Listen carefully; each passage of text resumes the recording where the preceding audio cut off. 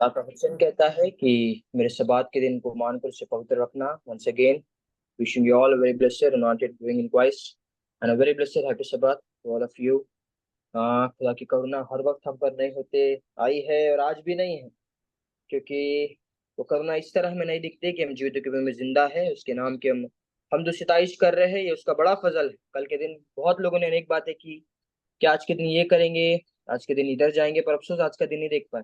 परंतु आज का दिन जो खुदा का विश्राम दिन है, खुदा ने हमें खास करके मुहैया कराया, इसलिए हम खुदा का धन्यवाद देते हैं। और कितना भी हम धन्यवाद दें वो कम है, परंतु खुदा का वर्णन हम एक शब्द में नहीं कर सकते। वादी और अंत, अल्फा और ओमेगा खुदा है। वादी और अंत है, अल्फा और ओमेगा है, वो शुरुआत और अंत है। तो जो खुदा हमें बनाने वाला है, हमें रचने वाला है, उसको हम किस तरह एक शब्द में बयान कर सकते हैं? पर एक ही शब्द कह सकते हैं, हर वक्त एक ही बात कह सकते हैं, वो है धन्यवाद। परमेश्वर के निकट धन्यवादित होना। आज का गीत भी यही कहता है कि धन्यवाद के साथ स्तुति गाऊंगा। यीशु मेरे खुदा, उपकार है तेरे बेशुमार, कोटि कोटि स्तुति धन्यवाद। आइए मिलकर खुदा की हमद सताइश करें और उसके नाम को जलाल दें। Hallelujah, thank you Jesus.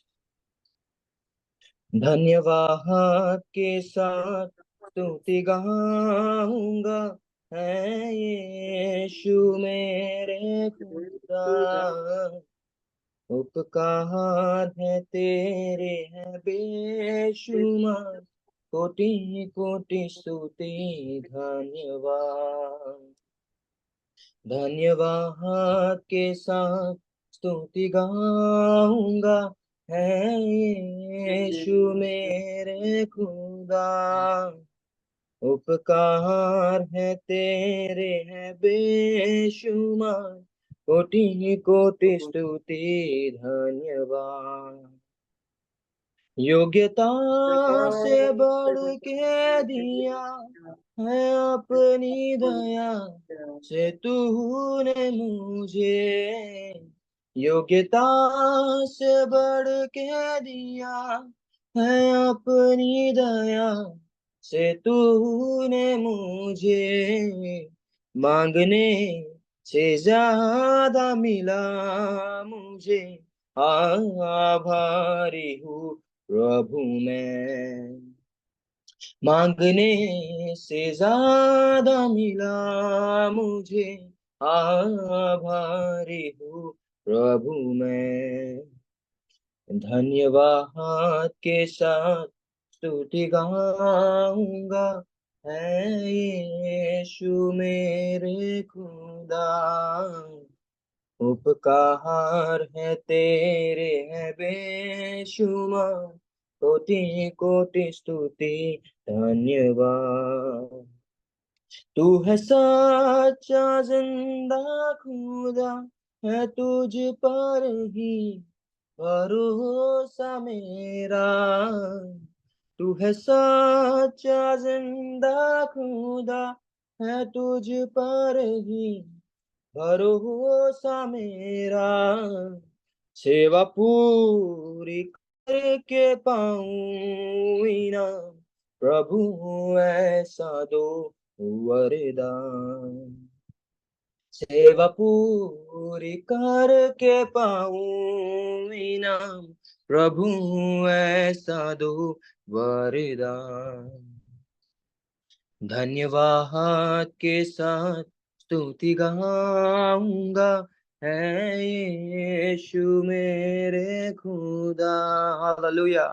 उपकार है तेरे है बेशुमार, कोटि कोटि स्तुति धन्यवाद।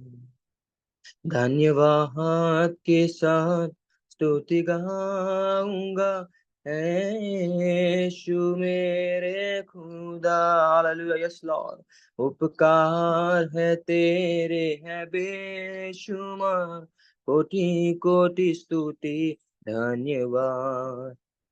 कोटि कोटि स्तुति धन्यवाद। हालेलुया,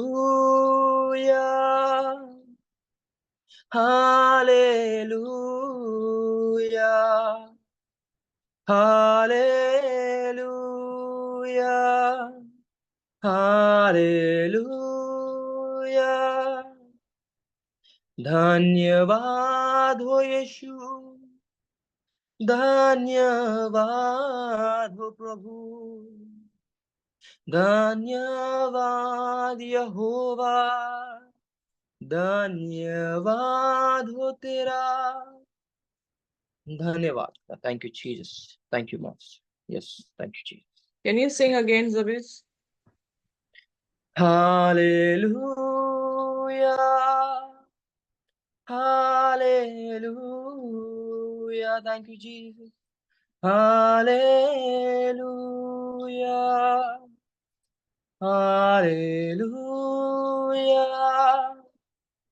धन्यवाद हो प्रभु तेरा, धन्यवाद हो यीशु, धन्यवाद पवित्र आत्मा, धन्यवाद हो तेरा, धन्यवाद हो तेरा खुदा।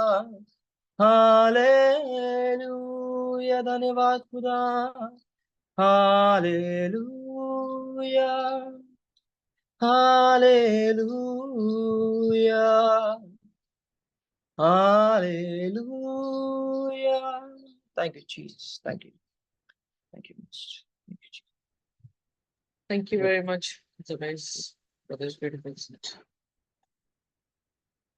जब चिड़िया चहाती है तो खुदावन की प्रस्तिश होती है, खुदा की तारीफ होती है। सूरज में जितनी किरणें हैं ये सब उसी की बनाई हुई है, फूलों में, और ये चांद सितारे, ये जितने सब कुछ है ये खुदा की महिमा की है। और उसकी महिमा में आज हम सब दोबारा से एक नेक्स्ट सॉन्ग जो है टीना सिस्टर गाएंगी और उसकी प्रस्तुति करेंगी। और खुदावन का पवित्र आत्मा जो हम सब के बीच में है, हम आपकी तारीफ करते हैं प्रभु जी। और प्रभु जी, जैसे तेरे बेटे ने गाया खुदावन, प्रभु जी ऐसा महसूस हो रहा था कि आप हमारे साथ मौजूद हैं। हम आपका धन्यवाद करते हैं। और प्रभु जी, सिस्टर टीना को हम आपके हाथों में सौंपते हैं। जब वो गाती है प्रभु, तो आपकी आत्मा से भर के परमेश्वर वो आपकी तारीफ करते चले जाए। Sister Tina, over to you. Thank you. Thank you. मैंने पूछा प्रभु से, तू क्यों करता मुझसे इतना प्यार। मैंने पूछा प्रभु से, तू क्यों करता मुझसे इतना प्यार। उसने कहा पूरे दिल से, क्योंकि तू है मेरे हाथों की रचना।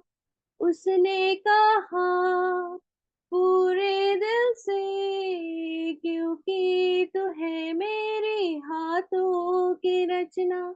मैंने पूछा प्रभु से, तू क्यों करता मुझसे इतना प्यार।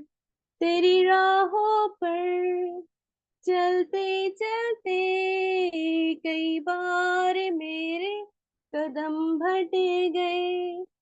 तेरी राहों पर चलते चलते कई बार मेरे कदम भटक गए। फिर भी न छोड़ा तूने हाथ मेरा, फिर भी न छोड़ा तूने हाथ मेरा। तू क्यों करता मुझसे इतना प्यार। मैंने पूछा प्रभु से, तू क्यों करता मुझसे इतना प्यार। कई बार तुझे खुशी देना चाहा, गम के अलावा कुछ ना दिया। कई बार तुम्हें खुशी देना चाहा, गम के अलावा कुछ ना दिया। फिर भी न छोड़ा तूने हाथ मेरा, फिर भी न छोड़ा तूने हाथ मेरा। तू क्यों करता मुझसे इतना प्यार। मैंने पूछा प्रभु से, तू क्यों करता मुझसे इतना प्यार। मैंने पूछा प्रभु से, तू क्यों करता मुझसे इतना प्यार। Hallelujah. Thank you Jesus. Hallelujah. Yes, sister. Amen. Thank you very much, Sister Tina, for this beautiful song. Yes, Pravinder, Sister Pravinder. अभी कोई भी एक जन अपनी छोटी सी कोई गवाही के लिए मैंने बोला था, अगर कोई अपनी एक 2 मिनट की कोई गवाही दे सकते हैं? कोई है जिसे गवाही देनी है? कोई भी जन जो है वो अपनी गवाही को शेयर कर सकता है। If you really want to share something with us, अगर आप कुछ शेयर करना चाह रहे हैं हमारे साथ, तो आप गवाही के रूप में जो है उसे शेयर कर सकते हैं। Then we'll go sermon. Okay, आइए मैं शेयर करती हूँ। जी। अगर आपके पास मोबाइल्स हैं तो आप जो है इसको डाउनलोड कर सकते हैं, इस ऐप को, जिसमें आप जो है सैबथ स्कूल लेसन स्टडी जो है उसे देख सकते हैं। इसका नाम है adult Sabbath school lesson study. So आप उसे जो है डाउनलोड कर ले। इसका आइकन जो है, can you see, can you see, इसका आइकन ये SQQ होगा। ऑलराइट, सो आपको जो है वो हर हफ्ते की जो है वो एक लेसन जो है आपके ऐप में आता रहेगा। हर लेसन होंगे, पर आपकी सुविधा के लिए जो लेसन हमने पढ़ना है वो आपके सामने जो है वो आ जाएगा। सो आइए अपने लेसन को हम सीखेंगे। ये हमारा मरकुस की अंजील पे जो है ये लेसन त्रिमास जो है वो चलेगा, यानी 3 महीने जो है मरकुस की अंजील को वर्स टू वर्स जो है वो पढ़ेंगे। सो अगर आप पढ़ना चाहते हैं और आपका दिल है कि आप मरकुस की अंजील को पढ़ें, तो इस ऐप को जो है वो डाउनलोड कर लें, या फिर गूगल में जाकर जो है इसको सैबथ स्कूल लेसन स्टडी करके जो है आप इसको देख सकते हैं। मैंने गूगल से निकाली है। और आज जो है हमारा 10वां लेसन है, जिसका नाम है द लास्ट डेज। वेल, हमने जो है काफी चीजें सीख चुके हैं दानियल और प्रकाशित वाक्य के बीच में होते हुए, उनको पढ़ते हुए। तो हम ये जो लेसन है ये प्रचार नहीं है, ये लेसन डिस्कशन है। हम बाइबल पढ़ के आयत बता सकते हैं, हम क्वेश्चन कर सकते हैं, हम क्वेश्चन के आंसर जो है इसमें जो है वो दे सकते हैं। तो आप अपना डिस्कशन वाला मोड जो है वो ऑन रखें, क्योंकि हम डिस्कशन जो है इस लेसन पे जो है वो करेंगे। आइए, इससे पहले कि हम खुदा के वचन में जाएं, आप अपने सिरों को झुकाएंगे और प्रार्थना में जाएंगे। अगर कोई भी प्रार्थना करना चाहे तो वो कर सकता है।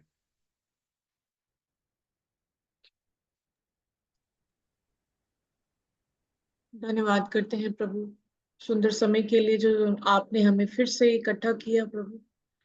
और ये आपका विश्राम का दिन है, ये पवित्र दिन है परमेश्वर, जब हम आपके हुक्मों पे चलते हैं परमेश्वर। तो प्रभु जी, आप चाहते हैं कि हर एक जन आपके हुक्मों पे चले परमेश्वर, और ये आपको भावता है परमेश्वर। प्रभु, उसी हुक्म के अनुसार खुदावन, आज जब हम आपके शब्द में इकट्ठे हुए हैं आपकी प्रस्तुति करने के लिए, आपके कलाम को पढ़ने के लिए, तो प्रभु जी, आप हमारे दिल, हमारी आत्मा के दरवाजों को और खोले खुदावन, और शुद्ध और पाक करे मेरे खुदावन। एक एक जन पे खुदावन हम आपका लहू लगाते हैं, अपने आप पे भी परमेश्वर खुदा बाप, सबको खुदा बाप तेरे लहू से, तेरे बदन से, तेरी पवित्र आत्मा से बांधते हैं।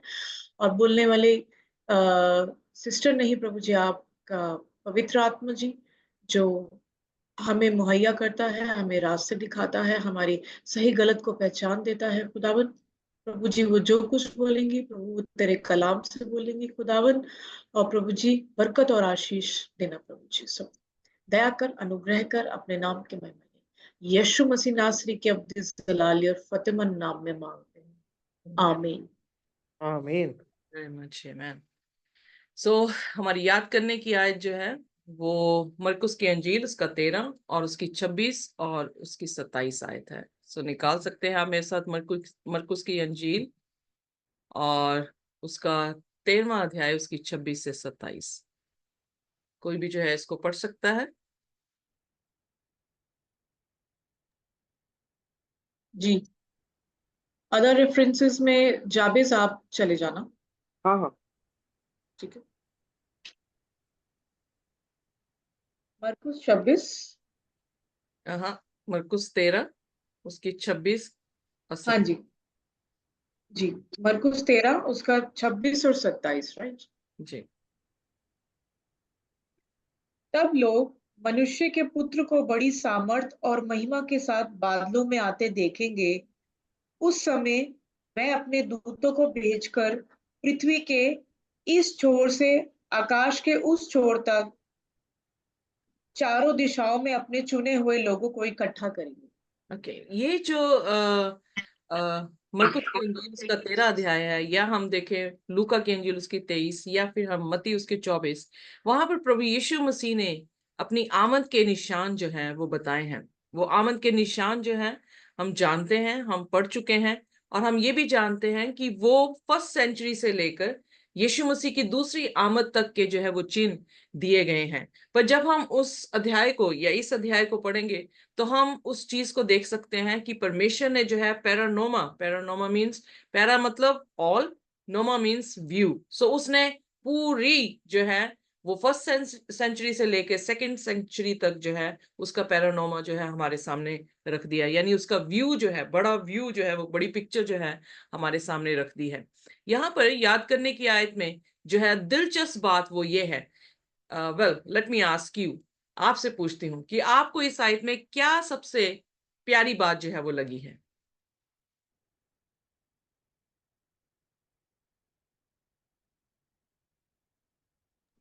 In this verse, हाँ जी, just आपके सामने है स्क्रीन में, तो आप इसको पढ़ के देखें कि आपको इसमें क्या अच्छी चीज लगी है, बात लगी है, नॉट चीज, बात लगी है। व्हाट यू लाइक कि मोस्ट? कि मतलब परमेश्वर उसके धर्मी लोग हैं, परमेश्वर ने बचा रहा है। Okay, thank you very much. Anybody else? कि प्रभु हमें लेने आएगा। Praise the Lord, thank you, वो दैट्स अपने ग्रेट। बादलों पे आएगा और सब आंखें से देखेंगे ना, मतलब मैं वैसे ही बता रही हूँ, लेकिन ओके, सो बादलों पे आएगा। पूरी महिमा और पूरी सामर्थ से जो है इस धरती पर आ रहा है। Very good, anybody else? मुझे सबसे खूबसूरत चीज ये लगी कि परमेश्वर के दूत जो है वो हर शोर से क्या कर रहे हैं, वो लोगों को गैदर कर रहे हैं, लोगों को जो है वो स्वर्ग की बादशाहत में जो है वो लेकर जा रहे हैं। अगर हम पहला थिस्सलुनीयन उसकी 4 और उसकी 16 और उसकी 17 आयत देखें तो वहां पे बड़ा खूबसूरत है। इस आयत को पहला थिस्सलुनीयन उसकी 16 उसकी 4 उसकी 16 और 17 आयत के साथ जब मैच करते हैं, आइए पढ़ दें, तो बहुत ही सुंदर जो है एक पैरानोमा, एक बहुत ही सुंदर व्यू जो है वो दिखाई देता है। Which was first? First Thessalonians chapter 4 verse 16 and 17.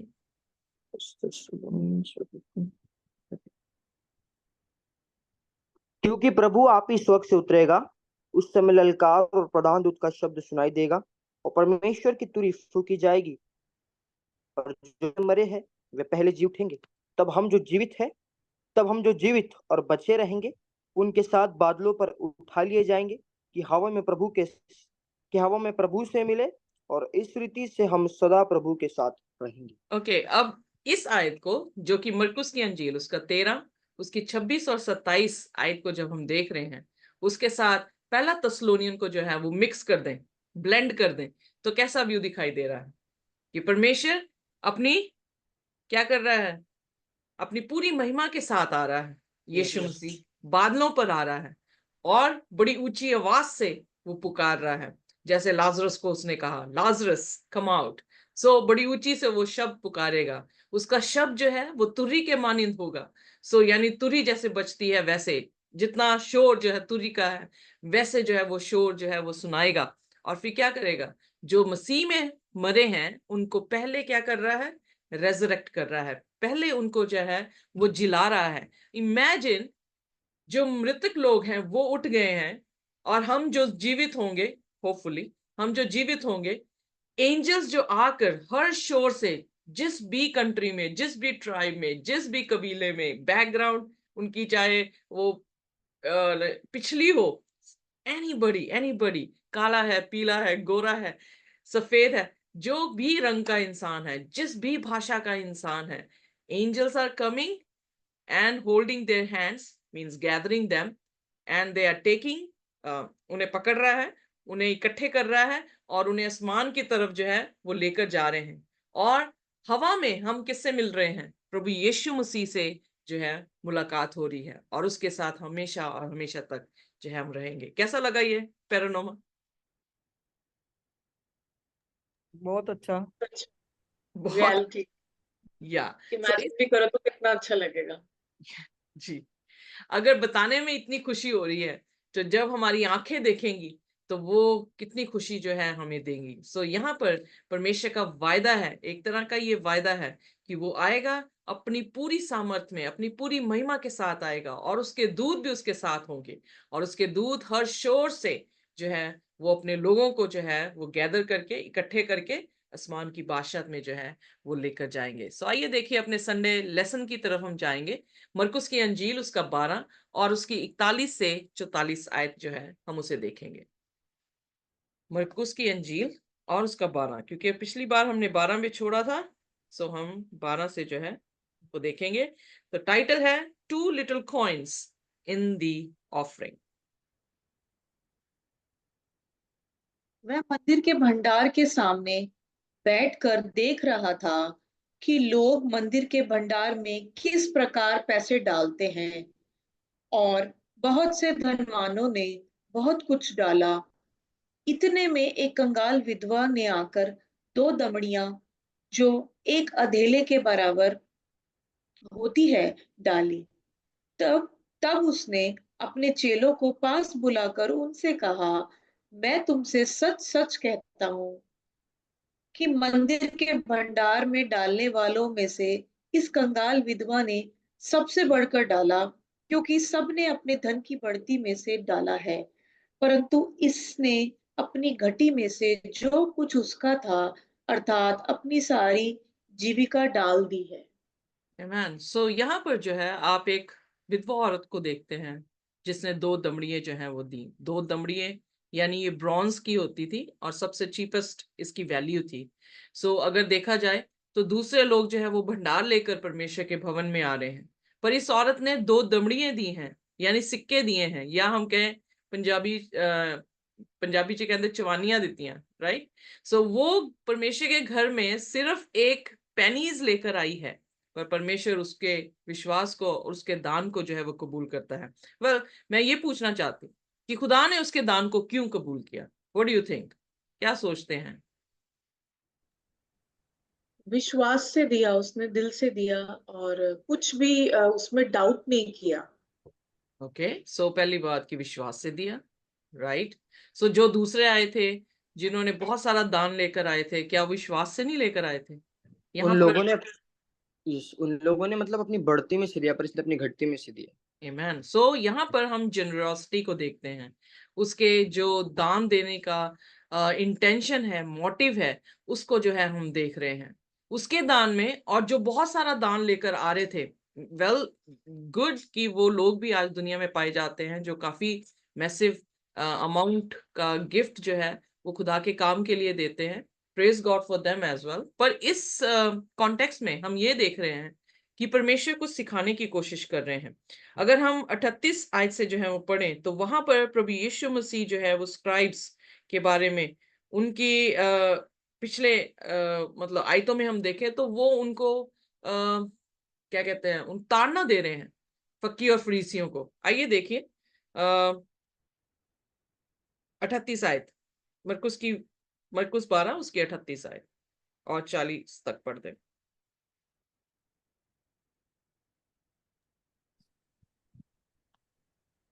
38।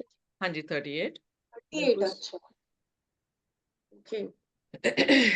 उसने अपने उपदेश में उनसे कहा, शास्त्रियों से चौकस रहो, जो लंबे लंबे चोगे पहने हुए फिरना और बाजारों में नमस्कार और आराधनालयों में मुख्य मुख्य आसन और भोज में मुख्य मुख्य स्थान भी चाहते हैं। वे विधवाओं के घरों को खा जाते हैं और दिखाने के लिए बड़ी देर तक प्रार्थना करते रहते हैं। ये अधिक दंड पाएंगे। ओके, यहाँ पे खुदाम यीशु मसीह जो है, जो डिसीव कर रहे हैं, जो प्रिटेंड कर रहे हैं कि वो राइचस हैं, प्रिटेंड कर रहे हैं कि वो स्पिरिचुअल हैं, पर असल में खुदा के आंखों के सामने वो स्पिरिचुअल नहीं है। उनके कपड़ों से खुदा यहाँ पर जो है यीशु मसीह जो है ये कह रहे हैं कि बी वेयर, मतलब इनसे बचो, उन लोगों से बचो जो प्रिटेंड करने वाले लोग हैं। यहाँ पर उसने एक खास करके 40 आयत में कहा है कि ये विधवाओं के घरों को जो है वो खा लेते हैं। यीशु मसीह ने 2 बार मंदिर को जो है वो साफ किया है। हमने पिछले हफ्ते भी देखा कि परमेश्वर ने मंदिर को साफ किया। जब वो साफ करता है तो उसका क्या मकसद था? क्यों उसने जो है मनी चेंजर्स के टेबल को जो है वो ऊपर नीचे कर दिया? उसने जो है वहां पर जानवर जो पक्षी थे उनको खोल दिया और वो पक्षियों को आजाद करके जो है वो भेज दिया।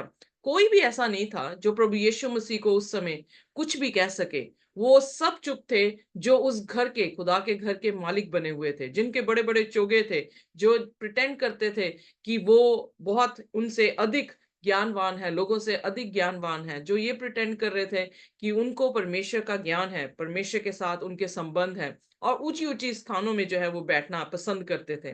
वो प्रभु यीशु मसीह ने इसीलिए उनको बाहर किया, या इसीलिए वो मंदिर की सफाई कर रहा था, क्योंकि उन्होंने क्या किया, उन्होंने वहां पर धंधा जमा रखा था। जो मेमना उनको 2 रुपए में बेचना था, उसे 20 रुपए में अगर, या चुंगी चुंगी डालकर उसको बहुत अधिक पैसों में बेचते थे। क्या करती वो विधवा औरत?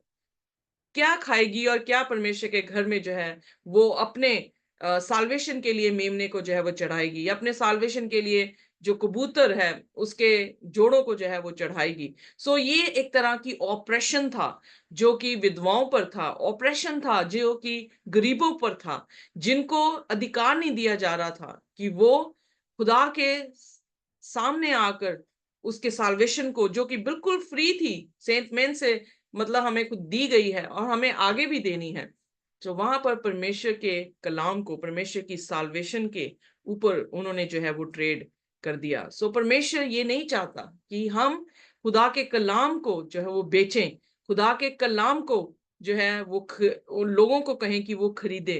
खुदा की साल्वेशन बिल्कुल फ्री है और हमें ये साल्वेशन लोगों तक जो है वो बिल्कुल मुफ्त में जो है वो पहुंचानी है।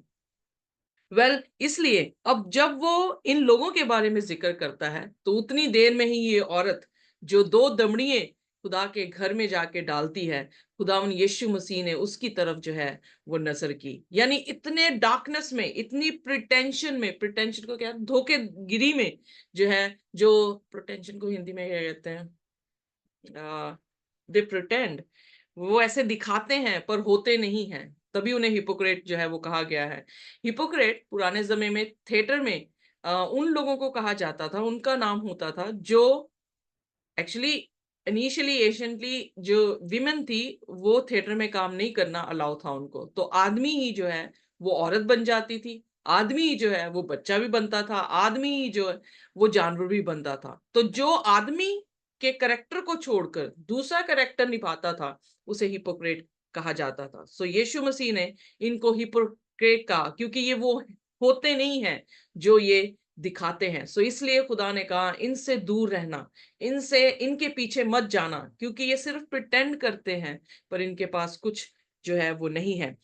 इस औरत के पास क्या था? इस औरत के पास खुदा के लिए वफादारी थी।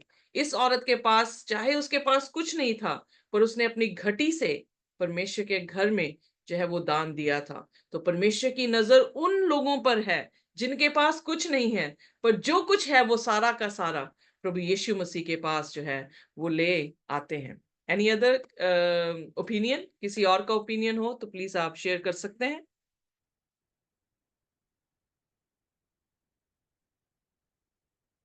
तो यहाँ पे दिखावटी होने की बात हुई, सेम याकूब के पत्र में भी वो रिपीट होता है। सेम वहां पे भी बताया गया। I will read it. Okay, yes. So जिस तरह यहाँ पे भी दिखावटी के बारे में बताया गया है कि वो लाइक दे आर हिपोक्राइट, दिखाते हैं पर वैसे है नहीं। सो जी सेम याकूब की पत्री याकूब 1 के 26वें वचन में लिखा है कि क्योंकि लिखा है, यदि कोई अपने आप को भक्त समझे और अपनी जीभ पर लगाम ना दे पर अपने हृदय को धोखा दे तो उसकी भक्ति व्यर्थ है। सो या दैट मीन्स इधर भी वही सेम हिपोक्राइट जो आप कह रहे हैं वही रिपीट हो रहा तो यहाँ पर हम बाइबल में ये देखते हैं कि परमेश्वर किसी चीजों से मतलब कुछ चीजों से नफरत करता है और कुछ चीजों को जो है वो पसंद करता है। इस औरत ने एक और चीज बहुत अच्छी की, इस औरत ने अपना सेल्फ डिनाइल किया। है। दो तमड़ी होने के नाते वो सोच सकती थी कि मैं इससे क्या करूंगी, मैं इससे रोटी जो हूं खरीद के खा सकती हूँ, पर उसने अपना इनकार करते हुए परमेश्वर के घर में अपना दान जो है वो लेकर आई है। बहुत अच्छा होता है कि जब हम अपने खुदा के घर में जाएं तो फिर वहां पर क्या लेकर जाएं, अपने दान जो है परमेश्वर के घर में लेकर जाएं ताकि उसका काम जो है वो आगे बढ़ सके। जब पहली सेंचुरी में हम पतरस की कहानी में प्रेरितों की कहानी में हम देखते हैं, वचन में देखते हैं, तो वहां पतरस को जो है लोग अपना सब कुछ बेचकर पैसे देने लगे। क्यों दे रहे थे? सेल्फ डिनाइल है कि उन्होंने अपनी खुदी को जो है वो खत्म कर दिया। हम कई बार अपने पैसे बटोर के सेव करते हैं, हम ये सोचते हैं कि हमारा फ्यूचर जो है वो बहुत अच्छा होगा, और हम खुदा के घर में जो है वो दान लेकर आना जो है वो आ, भूल जाते हैं। इसीलिए यीशु मसीह खुदा ने जो है मलाकी की पुस्तक में लिखा, तुम मुझे लूटते हो। तो वो पूछने लगे, हमने तुझे किस में लूटा? परमेश्वर ने क्या कहा, तुम मेरे दान जो हो वो दान नहीं देते हो और उससे तुम क्या करते हो, मुझे लूटते हो। आइए मेरे साथ निकालिए मलाकी की पुस्तक, उसका 3 और उसकी 8 आए।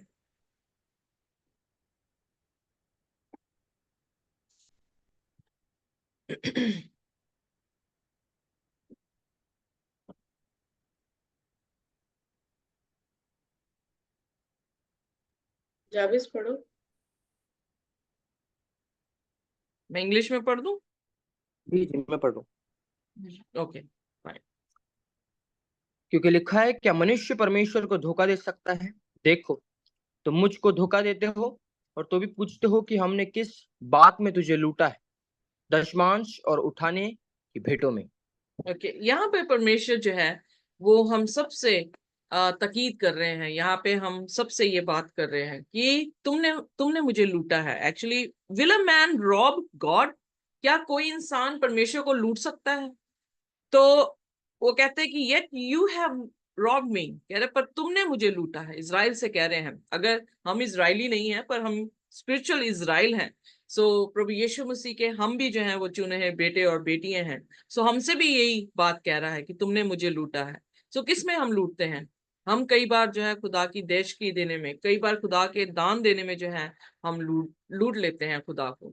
सो खुदा यहाँ पर इस औरत के बीच में जो है वो खुदा के प्रति प्यार को देख रहा है। यहाँ पर खुदा उसके दिल को देख रहा है। यहाँ पे खुदा उसकी सेल्फ डिनाइल को जो है वो देखता है। प्रभु यीशु मसीह ने कहा, सबसे पहले तुम क्या करो, अपना इनकार करो और फिर क्रूस उठाओ और मेरे पीछे प्रतिदिन जो है वो हो लो। सो सबसे पहले हमें अपना डिनाइल जो है वो करने की जरूरत है, and that is very difficult. बहुत मुश्किल होता है कि हम अपना जो है वो डिनाई कर दें और यीशु मसीह को जो है हम अपना सब कुछ जो है वो बना लें। सो यहाँ पर उसकी प्रायोरिटीज को भी दिखाया गया है। उसकी प्रायोरिटी हो सकती थी उसकी रोटी, और उसकी प्रायोरिटी क्या थी? यहाँ पर परमेश्वर था। सो जब परमेश्वर ने उसकी प्रायोरिटी को देखा, जो कि 2 हुक्म जो उसने समराइज किए 10 हुक्मों को, उसने कहा परमेश्वर को अपने पूरे मन और पूरे दिल से जो है सामर्थ्य से जो है वो प्रेम कर। सो वो चीज हमें दिखाती है कि इस औरत ने वो हुक्म जो है वो यहाँ पर माना है, और इसके साथ साथ उसने अपने पड़ोसी को अपने जैसा प्रेम करने के लिए भी जो है यहाँ पे पूरा कर दिया। क्योंकि पड़ोसी अगर ये दान हैकल में आए तो ये हैकल की सेवकाई उसके पड़ोसियों के लिए जो है वो दी जाए। सो उसने दोनों हुक्मों को जो है यहाँ पर जो है पूरा किया। सो आइए अब हम मंडे लेसन की तरफ जाएंगे, जो है no one stone on another. Well, एक और चीज मुझे याद आ रही है, वो अगर आप देखें तो एलिया जो था, एक विधवा के घर जाता है और वो लकड़ियां बिन रही थी।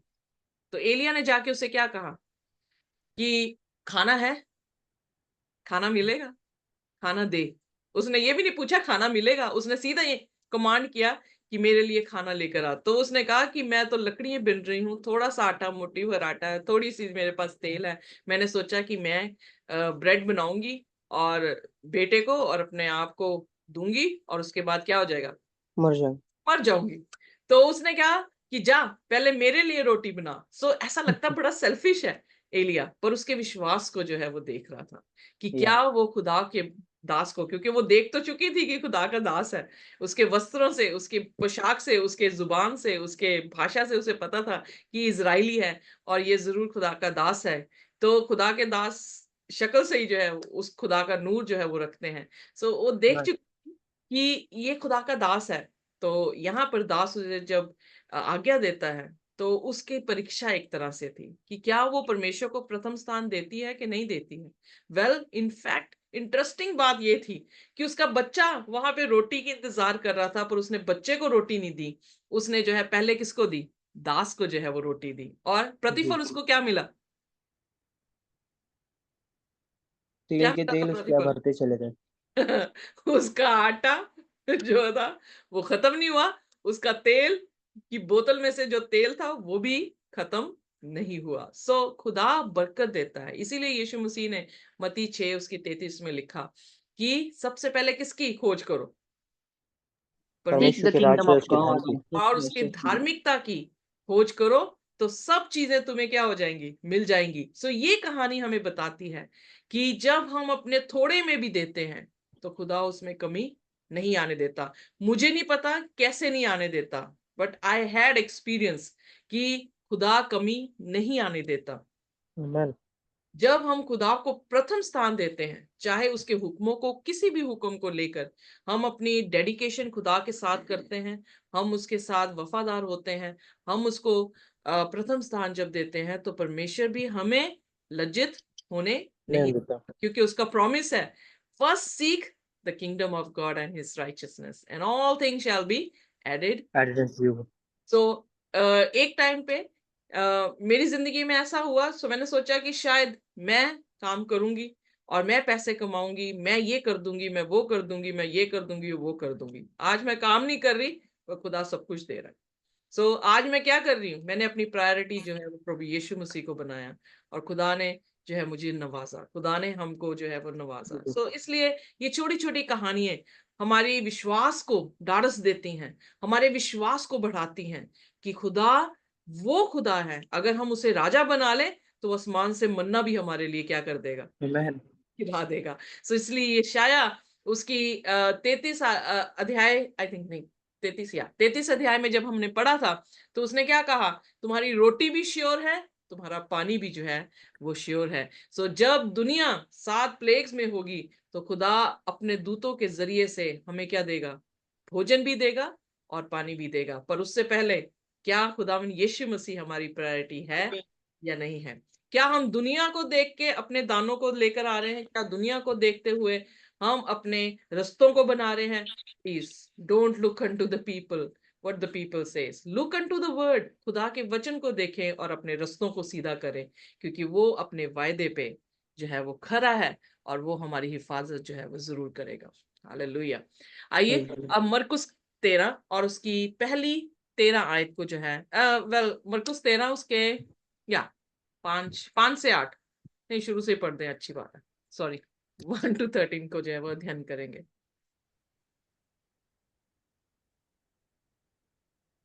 जब वह मैं मंदिर, आप पढ़ लें, जब पढ़ आप ले, पढ़ लें। आप पढ़ लीजिए, आप पढ़ लीजिए। जब वह मंदिर से निकल रहा था तो उसके चेलों में से एक ने उससे कहा, हे देख, कैसे विशाल पत्थर और कैसे भव्य भवन है। यीशु ने उससे कहा, क्या क्या तुम ये बड़े बड़े भवन देखते हो? यहाँ पत्थर पर पत्थर भी बचा ना रहेगा जो ढाया ना जाएगा। Thank you very much. यहाँ पर जो है एक चीज देखने को मिलती है, जहां पर हमारा घमंड हो, खुदा से हटकर हमारा घमंड किसी पर भी हो, तो वो पत्थर पे पत्थर जो है उस पे नहीं रहेगा। Are you with me? कितनी खूबसूरत बात है कि उनका घमंड किस पे था? फिर जी। चेलों का, वो ये सोच रहे थे कि ये मंदिर देखो कितना ब्यूटीफुल है जो सुलेमान ने जो है वो बनाया है। इनफैक्ट आप ध्यान दें, वो सुलेमान का मंदिर जो है वो बनकर रह गया, वो खुदा का मंदिर नहीं बन पाया। सो सुलेमान ने बनाया था तो लोगों ने मशहूरी क्या दी? सुलेमान का मंदिर। और कहाँ गया खुदा उसमें से? खुदा वहां से जो है निकाल दिया गया। सो हमारी जिंदगी, प्रभु यीशु मसीह ने कहा you are the living stone. ठीक है, हम जो है वो पवित्र पत्थर हैं। सो पत्थर किसके हैं? प्रभु यीशु मसीह के। यीशु मसीह कॉर्नर स्टोन है, हम उस पे अपनी बिल्डिंग को जो है वो बनाते हैं। हम भी उसकी तरह जो है वो पत्थर बन जाते हैं, और वो पत्थर पे पत्थर, पत्थर पे पत्थर बनाते हुए हम एक बिल्डिंग को जो है वो खड़ा करते हैं। इसीलिए मत्ती की अंजील में जो है यीशु मसीह ने कहा कि धन्य है या वो पुरुष जो सुनता है और उस पे चलता है, वो उस मनुष्य के मानिंद है जिसने अपना घर किस पे बनाया? चट्टान पर जो है वो बनाया है। पर ये भी तो चट्टान पे बना है, ये भी तो पत्थर है। जब हम इजराइल गए घूमने के लिए तो हमने उस वॉल को देखा जहां पर यहूदी कौम जो थी वो वहां पर अपनी इबादत करते हैं, और उसके दूसरी तरफ जो है वो मुसलमान जो है वो अपनी इबादत करते हैं। पर वो पत्थर सचमुच में बहुत बड़े थे, बहुत बड़े थे वो पत्थर। एक एक पत्थर मुझे नहीं पता कितने टन का होगा, पर एक एक पत्थर बहुत बड़ा था। उनका गर्व था कि सुलेमान ने ये मंदिर, परमेश्वर का मंदिर जो है वो बनाया है। पर प्रभु यीशु मसीह जब उस मंदिर में आके विजिट कर रहे हैं तो वो 2 बार उसको जो है वो क्या कर रहे हैं? साफ कर रहे हैं। क्योंकि हमने पिछली बार भी देखा, परमेश्वर जैसे उस फिग ट्री को विदर कर दिया, सुखा दिया, उसने मंदिर को नहीं सुखाया। क्योंकि मंदिर से उसकी क्या है? सेंचुरी से उसकी क्या जा रहे हैं? उसके रास्ते हैं, सेंचुरी से साल्वेशन जो है वो जा रही है। सो उसने इसको भस्म नहीं किया, बल्कि उसने क्या किया? उस दौरान साफ किया। बट जब यहां पर वो बोल रहा है not one stone on another, तो वो एक प्रोफेसी को जो है वो प्रोक्लेम कर रहा है। सो कौन सी प्रोफेसी थी जो हमने दानियल की पुस्तक में जो है वो देखी थी? कोई प्रोफेसी याद है आपको?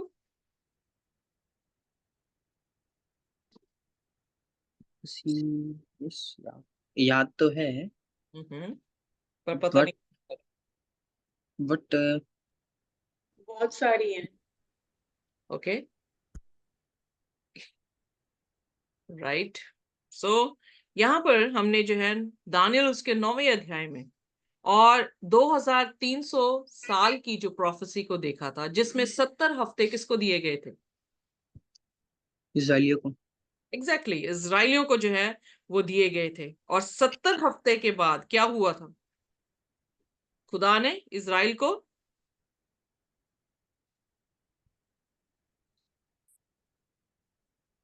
डेसोलेट, छोड़ दिया था, डेसोलेट करके। डेसोलेट, या राइट, आइए मैं सब निकालिए दानियल उसका 9 और उसकी 26 आयत। मैंने सोचा आप मुझे एक्सप्लेन करेंगे ये।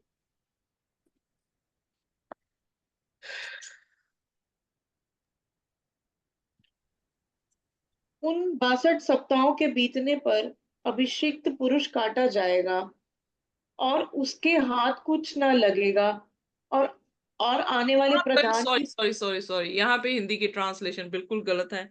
इंग्लिश में केजीवी वर्जन में लिखा है बट नॉट फॉर हिमसेल्फ। वो काटा जाएगा बट अपने आप के लिए नहीं। तो यहाँ पर एग्जैक्टली हमें हिंट जो है वो मिल गया कि ये कौन है? मसाया, जो कट ऑफ होगा, जो काटा जाएगा और अपने लिए नहीं कटेगा। सो किसको रेफर कर रहा है? यीशु मसीह को। एग्जैक्टली यीशु मसीह को, जो अपने लिए नहीं मारा गया पर दुनिया के पापों के लिए जो है वो मारा गया। अब आगे पढ़िए सिस्टर जी, 26 की फर्दर। उनके 26 की, और उसके हाथ कुछ न लगेगा, और आने वाले प्रधान की प्रजा नगर और पवित्र स्थान को नष्ट तो करेगी, परंतु उस प्रधान का अंत ऐसा होगा जैसे बाढ़ से होता है। ओके, तो भी उस जी हाँ जी।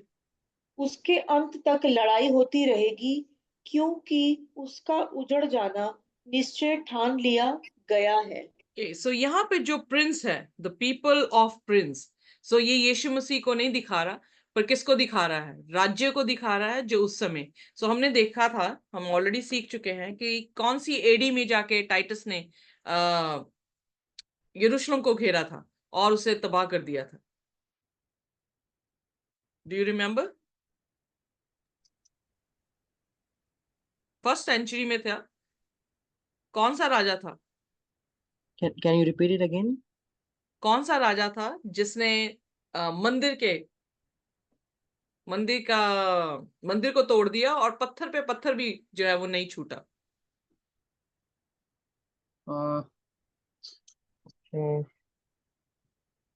सीजर? No, no. यीशु मसीह के टाइम टाइटस करके एम्परर, रोमन एम्परर ने आकर जो है 70 एडी में यरूशलेम को जो है वो तबाह किया था। सो इसलिए ये प्रोफेसी जो है, जो दानियल उसके 9 अध्याय में, यानी 70 हफ्तों की जो प्रोफेसी है वो इजरायली कौम के लिए जो है वो दी गई है। सो 34 एडी में वो 70 हफ्ते खत्म होते हैं जब स्टीफन जो है वो पथरवा होता है 34 एडी में। तो पथरवा जब होता है तो उसने भी वही प्रार्थना की जो यीशु मसीह ने क्रूस पर प्रार्थना की थी, और उसने जो है खुदा के कलाम को सुनाया, प्रार्थना की, और वो जो था वो मर गया। उसके बाद यीशु मसीह का सुसमाचार यहूदियों तक नहीं रहा, बल्कि यीशु मसीह का सुसमाचार जेंटाइल्स में पहुंच गया, क्योंकि वहां पे साउल जो है वो उसको पत्थरवा कर रहा था, पर उसके पत्थरवा होने से साउल जो है वो पौलुस में तब्दील हो गया, और पौलुस जो था वो अन्य जातियों का जो है वो अपोस्टल, प्रेरित और प्रचारक और टीचर जो था वो बन गया। तो यहाँ पर डेसोलेशन जो थी डिटर्मिन थी। खुदा ने ऑलरेडी कह दिया था कि ये क्या होगा, ये जो है डेसोलेट कर दिया जाएगा यरूशलेम। क्यों? तब मत्ती की अंजील उसके 23 अध्याय में हम ये देखते हैं कि वो उन्हें क्या कह रहा है, तुम सांप के बच्चे हो, तुम हिपोक्रेट, तुम ये हो, तुम वो हो।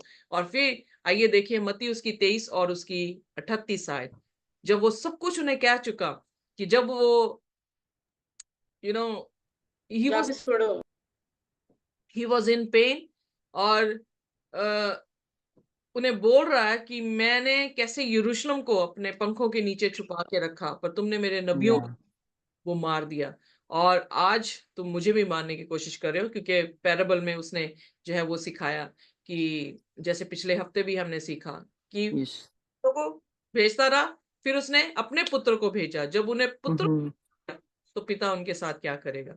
सो आइए मत्ती की अंजील उसका 23 और उसकी 38 वर्स को जो है हम देखेंगे।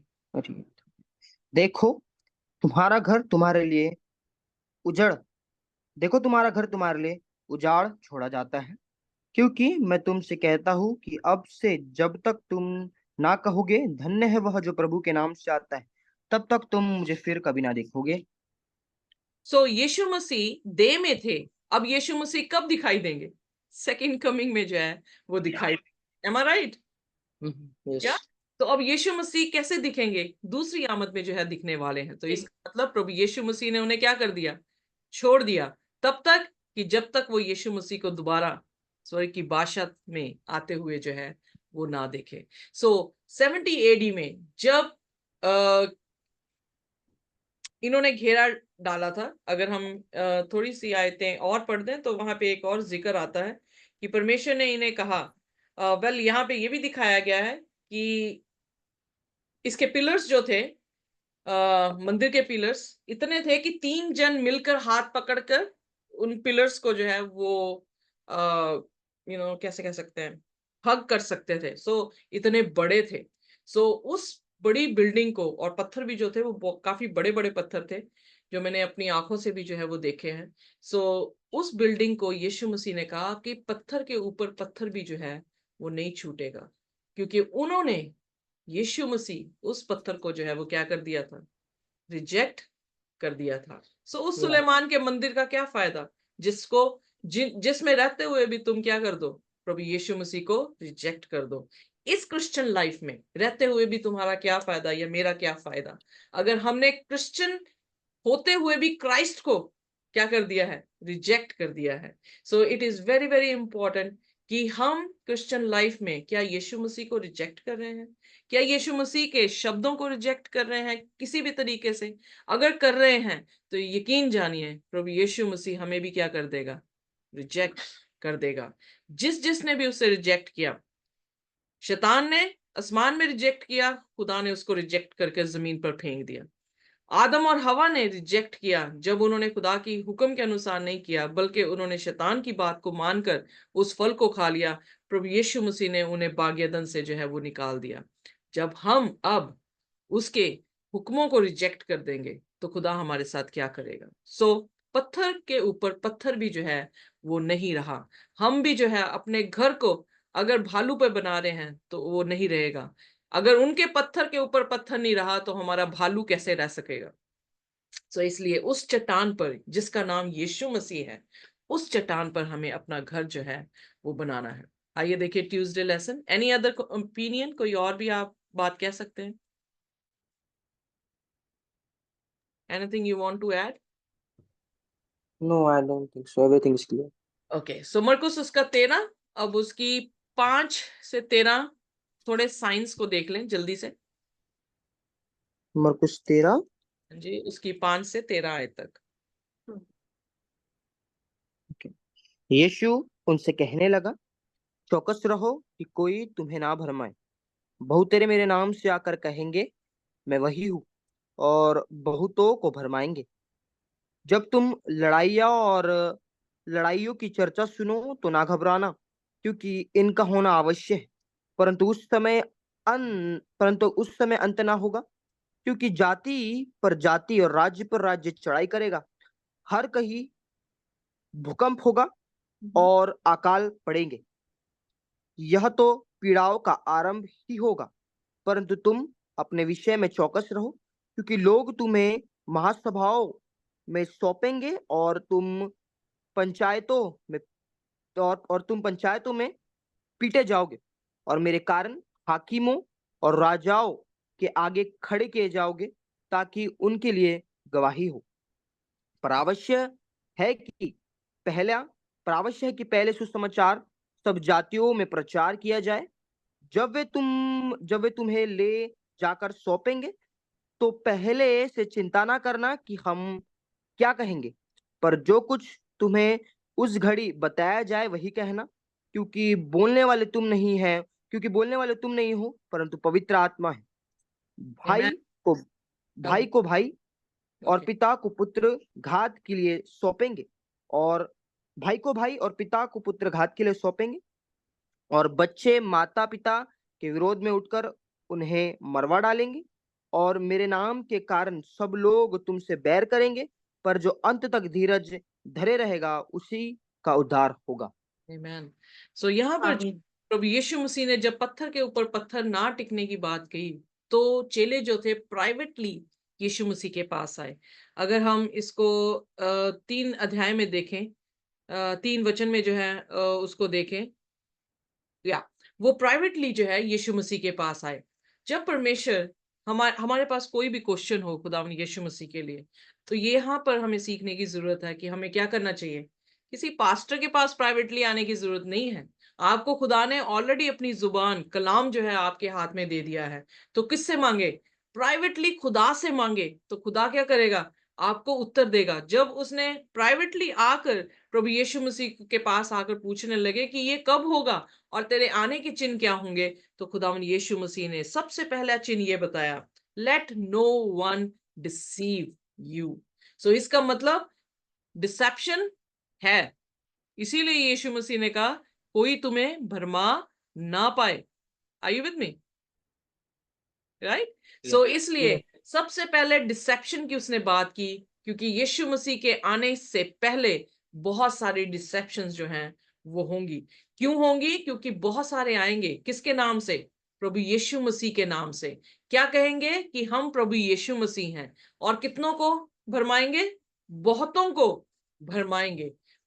ये फर्स्ट सेंचुरी में ये जो पैरानोमा अगर हम देखते हैं 5 से 8, तो ये जो था एग्जैक्टली फर्स्ट सेंचुरी में भी जो है वैसे ही हुआ, पर इसकी फ्रीक्वेंसी आप देखेंगे कि जैसे जैसे यीशु मसीह का आना होगा वैसे वैसे ये जो है वो बढ़ती चली जाएगी।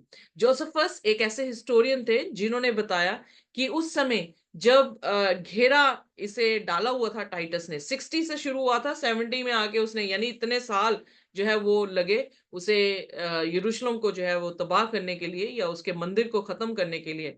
पत्थर पे पत्थर नहीं रहा, क्योंकि जो मंदिर में से सोना पिघला था वो पत्थरों के बीच में ब्रीचेस में भी जो था, तो इसलिए वहां से खुरेदने के लिए उन्होंने क्या किया, पत्थर पे पत्थर भी जो है वो नहीं रहने दिया। सो उन थ्रेड से, मतलब हिंदी में क्या कहते हैं उसको यार, ब्रीचेस को, आई एम नॉट श्योर, दरार दरार दरार, right right right, thank you very much sister. So दरारों से भी जो है उन्होंने सोना लेने के लिए, स्क्रैप करने के लिए जो है उन्होंने क्या किया, उन्होंने पत्थर को पत्थर पे भी रहने नहीं दिया, सिर्फ सोने को बटोरने की जो है वो कोशिश की गई। सो परमेश्वर यहाँ पर जब कह रहे हैं कि मेरे नाम से आएंगे, तो आज तक यहूदी कौम ये विश्वास करती है कि यीशु मसीह आएंगे। उन्हें विश्वास नहीं है कि यीशु मसीह आ चुके हैं और वो दूसरी बार जो है वो आएंगे। तो वो क्या बातें कर रहे हैं, जब आपने मुझे यहूदियों की बात बताई कि वो क्या कह रहे हैं, यहूदी लोग तो विश्वास ही नहीं यीशु मसीह पर करते हैं, तो यीशु मसीह के बारे में क्या बताएंगे। सो यहाँ पर जो है वो उस समय कहने लगे, लोग आए, जोसेफस हिस्टोरियन ने ये कहा कि लोग आए जिन्होंने कहा हम यीशु हैं, पर वो यीशु नहीं थे, और उन्हें बहुत सारे लोगों को जो है वो भरमाया। सो वॉर्स, र्यूमर ऑफ वॉर्स, और फिर उसके बाद ट्रबल्स का जिक्र आता है, अर्थक्वेक का जिक्र आता है, एंड इवन हिस्टोरियंस बताते हैं कि उस समय जब इन्हें सीज कर रखा था यरूशलेम को, तो भूखमरी इतनी होगी कि उन्होंने बच्चे अपने मार के जो है वो खाए। सो पर जब खुदा ने उनसे कहा था, जो वार्निंग दी थी यीशु मसीह ने कि तुम क्या करना, पहाड़ों में जो है वो चले जाना, जो बाहर है वो भीतर ना आए, एग्जैक्टली मसीहों ने उसके कलाम पर विश्वास करते हुए, हिस्टोरियन बताते हैं कि कोई भी मसीह वहां पर जो है वो नहीं मरा था, यहूदी कौम मरी थी, और हजारों हजार की तादाद में जो है यहूदी कौम को जो है वो मारा गया, क्योंकि उन्होंने यीशु मसीह के शब्दों को बिलीव किया, और वो वहां से क्या हो गए, जब 60 में उन्हें सुनने को मिला कि वो करने वाले हैं, हमें घेरने वाले हैं, वो उस जगह को छोड़कर जो है वहां से निकल पड़े और वापस उस जगह पे जो है वो नहीं गए। उसी प्रकार से अंत के दिनों में भी जब हम सुनेंगे कि 666 का जो है वो तगमा, यानी संडे लॉ जो है वो पास हो गया है, यकीन जानिए दैट इज अ टाइम कि आपको जो है वहां से क्या खोना, अपने घरों से जो है वो, अपने घरों को छोड़कर जो है ऐसी जगहों में जाना पड़ेगा जहां पर आप जो है वो सेफ होंगे। सो यहाँ पर जो है वो कह रहा है वॉच आउट फॉर योरसेल्फ, कि तुम्हें काउंसिल में, तुमने सिनेगॉग में जो है, सो सिनेगॉग ही क्यों, व्हाई, बिकॉज एंटी क्राइस्ट कहां पर बैठा है, आइए देखिए दूसरा थिस्सलुनीयन और उसका दूसरा अध्याय और उसकी 3 और 4 आयत। दूसरा थिस्सलुनीको उसका दूसरा अध्याय उसकी 3 और 4 आयत। किसी रीति से किसी के धोखे में न आना, क्योंकि वह दिन आएगा जब तक धर्म का त्याग ना हो ले और वह पाप का पुरुष अर्थात विनाश का पुत्र प्रकट ना हो, जो विरोध करता है और हर एक से जो परमेश्वर या पूज्य कहलाता है अपने आप को बड़ा ठहराता है, यहाँ तक कि वह परमेश्वर के मंदिर में बैठकर अपने आप को परमेश्वर प्रकट करता है। सो यहाँ पर जो है पौलुस क्या कह रहा है, वो उस व्यक्ति के बारे में बात कर रहा है, जिसे अगले डे का जो है लेसन भी है, पर थोड़ा सा हम टच करेंगे। सो उस व्यक्ति के बारे में बात कर रहा है जो परमेश्वर के घर में बैठा हुआ है और परमेश्वर के तुल्य अपने आप को दिखा रहा है, अपने आप को इनफैक्ट परमेश्वर कह के जो है वो खुदा के घर में जो है वो बैठा है। सो इसलिए खुदा के घर में ही पीटा जाएगा। और ये जो राजे और रूलर्स की बात है, ये सिर्फ पहली सेंचुरी की बात नहीं, आने वाले टाइम में भी होगी, क्योंकि पहले सेंचुरी में हम देखते हैं पौलुस को भी जो है रूलर्स के सामने जो है वो खड़ा किया गया। पर यहाँ पर एक बहुत ही इंटरेस्टिंग बात है, डोंट प्रिपेयर योर सरमन, अपने सरमन जो है वो प्रिपेयर मत करके रखे। M I right? क्या बोल रहा है कि पहले से मत सोचो कि तुम वहां पे क्या बोलोगे। बहुत सारे चिंता करते हैं ये अंत का समय बड़ा बुरा आने वाला है, हम कहाँ पर रहेंगे, हम अपने पैसे कैसे सेव करेंगे, सो हम कैसे जो है किसी जगह पे अपनी जमीन ले लें या वैसे कर लें, we all do the same thing. But यहाँ पे परमेश्वर क्या बताने की कोशिश कर रहे हैं, डोंट प्रिपेयर एनीथिंग, ओके, कुछ भी प्रिपेयर करने की जरूरत नहीं है। You don't need to prepare your sermon, you should be a sermon. आप इतने खुदा के बीच में मजबूत, उसके कलाम में मजबूत हो जाए कि आपको देखते ही क्या हो, सरमन जो है वो दिखाई देना शुरू कर दें, वो यीशु मसीह को देखना शुरू कर दें, क्योंकि आप नहीं, कौन बोलेगा, पवित्र आत्मा आपके जरिए से उन्हें जवाब जो है वो देगा। सो जब आप जवाब देते हैं, जब आप सच्चाई को मानते हैं, तो फिर उसका परिणाम भी परमेश्वर बता रहा है। तुम्हारे अपने भाई ही तुम्हें क्या कर देंगे, पकड़वा देंगे, तुम्हारा अपना बेटा तुम्हें पकड़वा देगा। सो अगर अगर हमारे अपने भाई बहन क्या कहा गया है, अपने माँ बाप तक कहा गया है, तो यीशु मसीह का ये वचन जो है वो पूरा हमारे साथ होगा कि माँ अपने दूध पिलाए बच्चे को क्या कर सकती है, भूल सकती है, पर मैं तुम्हें कभी ना भूलूंगा, ना कभी त्यागूंगा। सो एग्जैक्टली यहाँ पर जो प्रोफेसी की गई है, यहाँ पर जो है नबूवत जो की गई है, यीशु मसीह ने की है, तो वो यही दिखा रहा है कि अपने माँ बाप अपने बच्चे को क्या कर देंगे, त्याग देंगे। क्यों? क्योंकि उन्होंने किसको पकड़ लिया, उन्होंने यीशु मसीह के विश्वास को जो है वो ले लिया, उन्होंने यीशु के हुक्मों को जो है वो ले लिया। और उसी के कारण यहाँ पे 13वीं आयत में क्या लिखा है, they hated you, they will hate you for the sake of my name. यीशु मसीह के नाम से वो हमें क्या करेंगे, उसके कारण जो है हमें हेट करेंगे। और जो एंड्योर करे, जो इसको पकड़े रहे अंत तक, उसका क्या मैं करूंगा, उसको मैं उधार जो हूं वो दूंगा। सो यहाँ पर हम देखते हैं एक एक वर्ष में जो है खुदा ने सच्चाई जो है हमारे सामने रखी है, अंत के दिनों की पैरानोमा जो है हमारे सामने रख दिया है। अगर हमारी आत्मिक आंखें हैं तो देख लें कि आप बिल्कुल भी प्यार नहीं किए जाएंगे, आपको हेट किया जाएगा, जिस तरह केन ने एबल को जो है वो हेट किया, इसी इसी एक ही वजूहात के कारण कि उसकी वेदी पर जो भेंट थी वो स्वीकार हो गई और केन की वेदी जो है वो स्वीकार नहीं हुई। पर अगर केन भी वैसा ही करता जैसे परमेश्वर ने आज्ञा दी थी, तो यीशु मसीह उससे पूछ रहे हैं वहां पर उत्पत्ति उसके 4थे अध्याय में, तो क्या मैं तेरी वेदी को कबूल ना करता। सो इसलिए क्योंकि तूने फरमानी आज्ञा की नाफरमानी की है, इसलिए शैतान क्या कर रहा है, तेरे दरवाजे पर खटखटा रहा है। आदम और हवा के दरवाजे पे भी खटखटाया था शैतान ने। क्या उसने करवाया, यीशु मसीह की आज्ञा की ना फरमानी।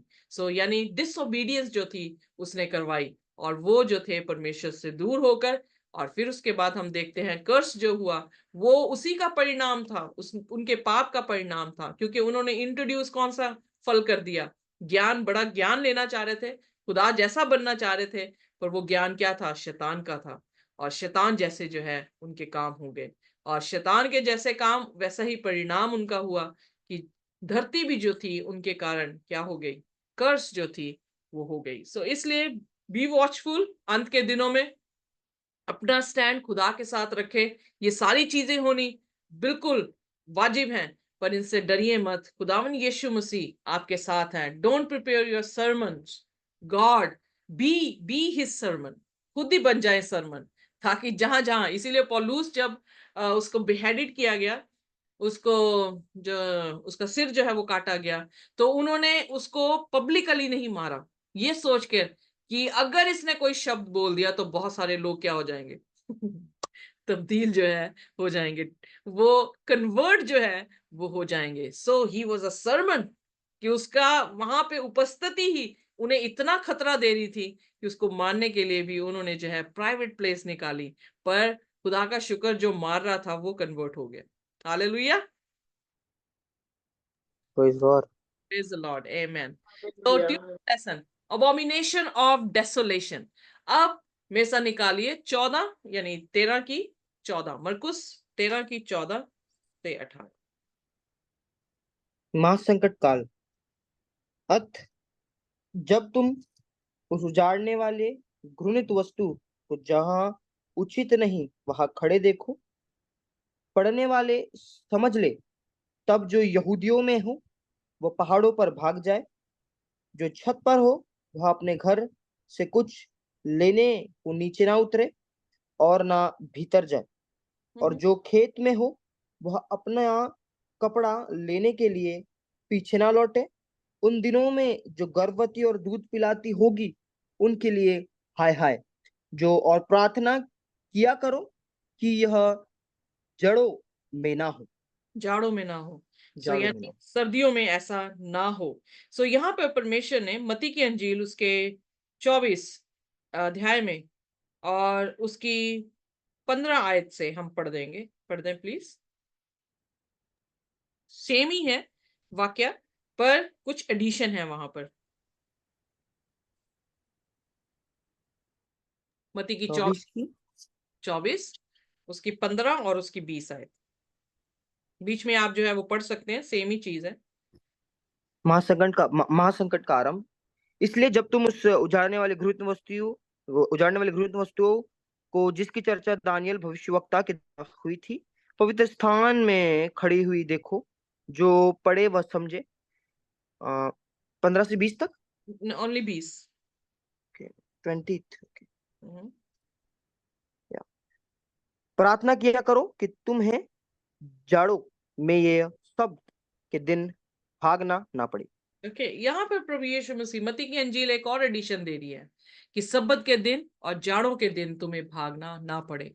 अगर उस दिन 70 एडी में जब टाइटस ने आकर आक्रमण किया है यरूशलेम पर, तो अगर वहां पर सब्बत का दिन होता तो कौन होते?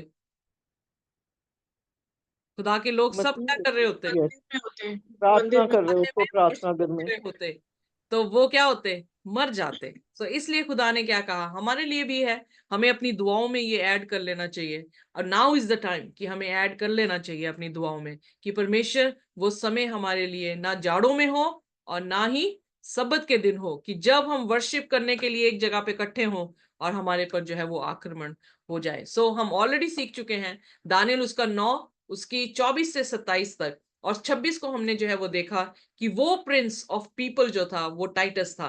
पर क्या वो अंत के दिनों में भी ऐसे होने वाला है? एग्जैक्टली प्रकाशित वाक्य में हमने जो है वो देखा कि अंत के दिनों में भी एक ऐसा राज्य उदय होने राज्य जो है वो होगा जो क्या करेगा, लोगों को मानने का आदेश देगा। निकालिए मेरे साथ प्रकाशित वाक्य उसका 13 अध्याय। सॉरी, मैं वर्सेस बहुत निकालती हूँ,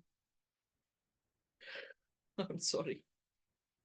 उसकी 15वीं आयत से जो है हम पढ़ेंगे प्रकाशित वाक्य उसका 13 अध्याय और उसकी 15वीं आयत। उसे उस पशु की मूर्ति में प्राण डालने का अधिकार दिया गया कि पशु की मूर्ति बोलने लगे, और जितने लोग उस पशु की मूर्ति की पूजा ना करें उन्हें मरवा डाले। ओके, पढ़ते जाएं 16वीं और 17वीं आयत भी प्लीज। उसने छोटे बड़े, धनी कंगाल, स्वतंत्र दास सब के दाहिने हाथ या उनके माथे पर एक एक छाप करा दी, कि उनको कि उसको छोड़ जिस पर छाप अर्थात उस पशु का नाम या उसके नाम का अंक हो, अन्य कोई लेन देन ना कर सके। यहाँ पर भी जो है हमने ऑलरेडी प्रकाशित वाक्य को सीख चुके हैं कि एक ऐसा लॉ जो है वो इस धरती पर आने वाला है जो वर्शिप के रिलेटेड है। और वो वर्शिप के रिलेटेड ये होगा कि परमेश्वर की इबादत जो है वो उसके दिन में नहीं, बल्कि जो इंसानों ने ठहराया है दिन, उसके दिन में जो है इबादत होनी चाहिए। और जो कोई ऐसा नहीं करेगा उसे क्या कर दिया जाएगा? मार दिया जाएगा। सो ये डेसोलेशन वर्ड जो है यहाँ पर, जो एबोमिनेशन ऑफ डेसोलेशन, सो यानी ऐसी घृणित चीज जो खुदा के घर में आके बैठ जाए। तो इसलिए उसने क्या कहा, दानियल की जो किताब में लिखा है, जो समझ सके उसे क्या कर लिया जाए, समझा जाए। सो वो जो है दानियल की पुस्तक में हमें देखने को मिलता है कि दानियल की पुस्तक ने, दानियल उसका 7 अध्याय और उसकी 24 और 25 में जिक्र करता है एक ऐसे राज्य के लिए, एक ऐसा छोटा सींग के बारे में जिक्र हो रहा है, जो सींग जो है परमेश्वर के विरोध में निंदा के शब्द बोलेगा। वो छोटा सींग जो है जो राज्य को दिखाता है, जो 10 राज्यों में से एक राज्य उदय हुआ। अगर फिर थोड़ा सा याद दिला देती हूँ, कोई मुझे समझा सकता है कि ये छोटा सा सींग कहाँ से आया? लेट मी जस्ट टेस्ट कि दानियल आपको याद है कि दोबारा पढ़नी पड़ेगी। पैपसी है ना वो, तो छोटा सा सीन। एग्जैक्टली पर कहाँ से आया? दानियल 2 अध्याय में मूरत जो है दानियल को दिखाई दी गई, जिसमें अलग अलग धातु थे। दानियल 7 में जो है वो पशु दिखाए गए, पर दोनों जो थे वो पैरेलल जो है वो चल रहे थे, क्योंकि दानियल के अपने ही अध्याय इनको इंटरप्रेट जो है वो कर रहे हैं। सो दानियल का सिर जो था वो सोने का था, मूर्ति का, सॉरी, सिर जो था वो सोने का था। वो किसको दिखा रहा था? कौन से राज्य को? बाबुल। एग्जैक्टली बाबुल को। उसके बाद जो है उसकी छाती दिखाई गई और भुजाएं दिखाई गई जो चांदी की थी। वो कौन सा राज्य था? मादी फरीसी। मादी फरसी। फिर उसके बाद जो है वो तांबे की उसका पेट और उसकी झांगे थी। वो कौन सा राज्य दिखाता था? यूनान। यूनान। यूनानी। उसके बाद टांगे जो है उसने लोहे की दिखाई, और लोहे की टांगे जो है वो किस राज्य को दिखा रही थी? रोमन। रोम। रोमन्स। Very good. और रोमन्स के बाद जो थे 10 उंगलियां जो 10 राज्यों को दिखा रही थी, वो क्या थे? यूरोप के राज्य थे। एग्जैक्टली। यूरोप। वंडरफुल। सो इसका मतलब ना बाबुल अभी है चल रहा, ना मादी फरीसी है, ना यूनानी है, रोमी भी चले गए। अब हम किस एरा में जो है वो रह रहे हैं? किस समय में रह रहे हैं? यूरोपीय। यूरोप के समय में जो है वो रह रहे हैं। और यूरोप में से एक छोटा सा सींग, एक छोटा सा राज्य उदय हुआ, और वो जो था रोमन कैथोलिक चर्च को जो है वो दिखा रहा था। अब वो कैसे दिखा रहा था? आइए देखिए दानियल उसका 7 अध्याय और उसकी 24 और 25 आयत।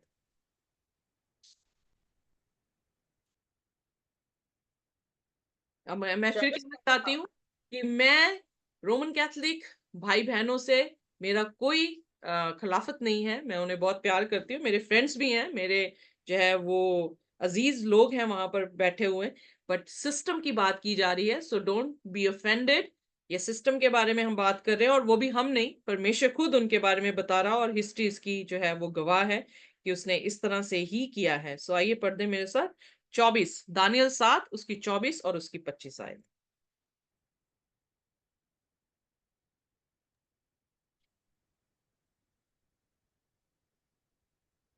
उन 10 सींगों का अर्थ ये है कि उस राज्य में से 10 राजा उठेंगे और उनके बाद उन पहिलों से भिन्न एक और राजा उठेगा जो 3 राजाओं को गिरा देगा।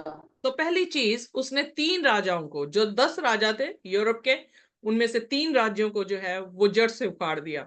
सो ये किसने किया? पहला करेक्टर।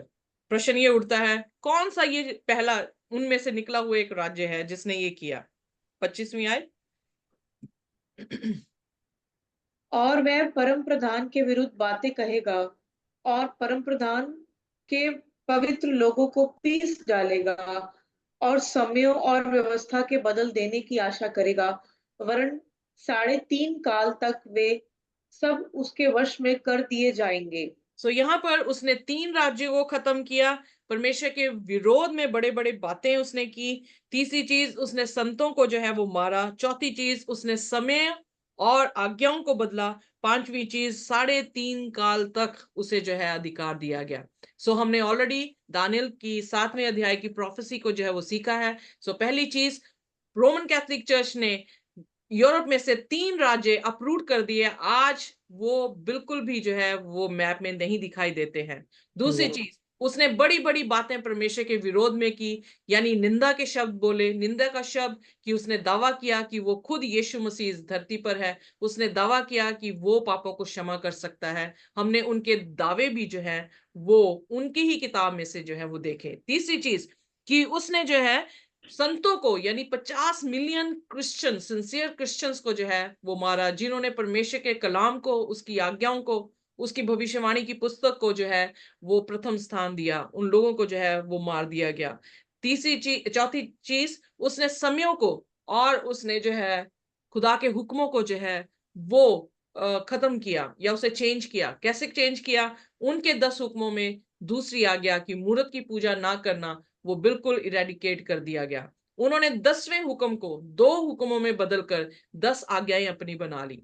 चौथी बात, सॉरी, और दूसरी बात, चौथा जो हुक्म था, जो सब्बत के दिन को स्मरण करके पवित्र जानने की बात थी, उसको उन्होंने जो है वो संडे को जो है वो रख दिया। हमने प्रकाशित वाक्य चर्चेस की जब हमने स्टडी की तो हमने ये देखा कि उन्होंने ऐसा क्यों किया, क्योंकि उन्होंने जो है रोमन्स के कॉन्स्टेंटाइन जब ये दावा करता है कि वो कन्वर्ट हुआ, इनफैक्ट हिस्टोरियन बिलीव नहीं करते हैं कि वो कन्वर्ट हुआ, क्योंकि उसकी जितनी भी बिल्डिंग्स बनी वो सूर्य देवता के ऊपर थी। तो वो ये विश्वास करते हैं कि वो अपने आप को भी सूर्य देवता समझता था, क्योंकि उसने अपने बुत जो थे अपनी सिटी के रूफ्स पे जो है वो वैसे ही बनाए जैसे वो उसके सूर्य देवता के थे, 4 घोड़े और उस पर जो है वो खड़ा था। सो वो ये दिखाते हैं, हिस्टोरियंस और थियोलॉजियन ये बिलीव करते हैं कि वो अपने आप को सन गॉड की तरह रिप्रेजेंट कर रहा था। सो उसने क्या किया, उसने सन ऑफ गॉड देखा, उसने सन जो है गॉड देखा, उसने इन दोनों को एमेलगमेट कर दिया, उन दोनों को जो है वो मिक्स किया, और उन्होंने जो है जो उनके सूर्य देवते का दिन संडे था, उस दिन उन्होंने छुट्टी का दिन मना के उसको वर्शिप का दिन जो है वो दे दिया। सो अगर आप यहाँ पर इबादत कर रहे हैं तो आप एग्जैक्टली परमेश्वर के हुक्म के अनुसार जो है वो कर रहे हैं। पर हिस्ट्री ये बताती है कि इवन कैथोलिक चर्च ये क्लेम करते हैं कि ये हमने अपनी अथॉरिटी से जो है सब्बत के दिन को संडे में जो है तब्दील किया है, और वो ये कहते हैं कि हमारी अथॉरिटी परमेश्वर के कलाम से ऊपर है। सो ये सबसे बड़ी निंदा के शब्द हैं जो वो कहते हैं। जब वो पैसे लेकर आपके पापों को क्षमा कर रहे हैं, पैसे लेकर आपके लोगों को स्वर्ग की बादशाहत में लेकर जा रहे हैं, सो ये चीजें किसी को अधिकार नहीं दिया गया है, सिर्फ एक ही को अधिकार है, और वो अधिकार सिर्फ प्रभु यीशु मसीह को है। सो कोई इंसान हमें माफ नहीं कर सकता, कोई इंसान हमारा उद्धार नहीं कर सकता, सिर्फ एक ही पहलौठा है, यीशु मसीह, जो इतनी हाईली इंपॉर्टेंस रखता है कि जिसके लहू से जो है हमारा उद्धार हो सकता है। सो उसका स्थान जो भी लेता है वो उसके मंदिर में बैठकर अपने आप को क्या दिखा रहा है कि वो ही परमेश्वर है, और अपनी तुलना परमेश्वर के साथ कर रहा है। सो इसलिए पौलुस भी आगाह कर रहा है कि वो आएगा, और वो आ चुका है, जिसने अपना स्थान जो है खुदा के मंदिर में लेकर जो है वो रखा हुआ है। सो be careful, abomination of desolation यही है कि जो घृणित वस्तु जो आपको क्या कर देगी, डेसोलेट कर सकती है, उससे जो है वो क्या करें। दानियल की पुस्तक आपने पढ़ी है तो उसे समझ ले कि वो आपको परमेश्वर से क्या कर देगी, अलग जो है वो कर देगी। सो आइए, any other opinion regarding that, you can share with us. So इसीलिए प्रकाशित वाक्य 13 अध्याय में उसी की छाप के बारे में जो है जिक्र किया गया है, उसी की मूरत के बारे में जिक्र किया गया है। जो कोई उसकी मूरत को वर्शिप नहीं करेगा उसको क्या कर दिया जाएगा, मार दिया जाएगा। 1260 साल, ओ सॉरी, पांचवा था 3.5 काल। जब हम प्रोफेसी में देखते हैं एक दिन 1 साल के बराबर है, 3.5 साल को दिनों में कन्वर्ट किया गया, और वो दिन बनते थे 1260 दिन। अकॉर्डिंग टू प्रोफेसी इज़िकियल 4:6 खुदा एक दिन 1 साल का जो है वो देता है। सो वो 1260 साल एग्जैक्टली हिस्ट्री बताती है 538 एडी से लेकर 1798 एडी तक जो रोमन कैथोलिक चर्च ने जो है इस दुनिया में राज किया। और उन दिनों को डार्क एजिस कहा गया, क्योंकि वो दिन ऐसे थे जब खुदा का कलाम बंद कर दिया गया था, और जो खुदा के कलाम पर विश्वास करते थे उन लोगों को जो है वो मार दिया गया था। सो वो ही रिपीट हो रही है हिस्ट्री, जो प्रकाशित वाक्य 13 अध्याय में जो है हमें बताया है कि खुदा के लोग जो उसकी आज्ञाओं को रखेंगे, जो उसकी भविष्यवाणियों को रखेंगे, उनको जो है वो मार दिया जाएगा। आइए अब देखते हैं द ग्रेट ट्रिबुलेशन। निकालिए मेरे साथ मरकुस की अंजील, उसका 13 और उसका 19 अध्याय, 19 वचन, सॉरी।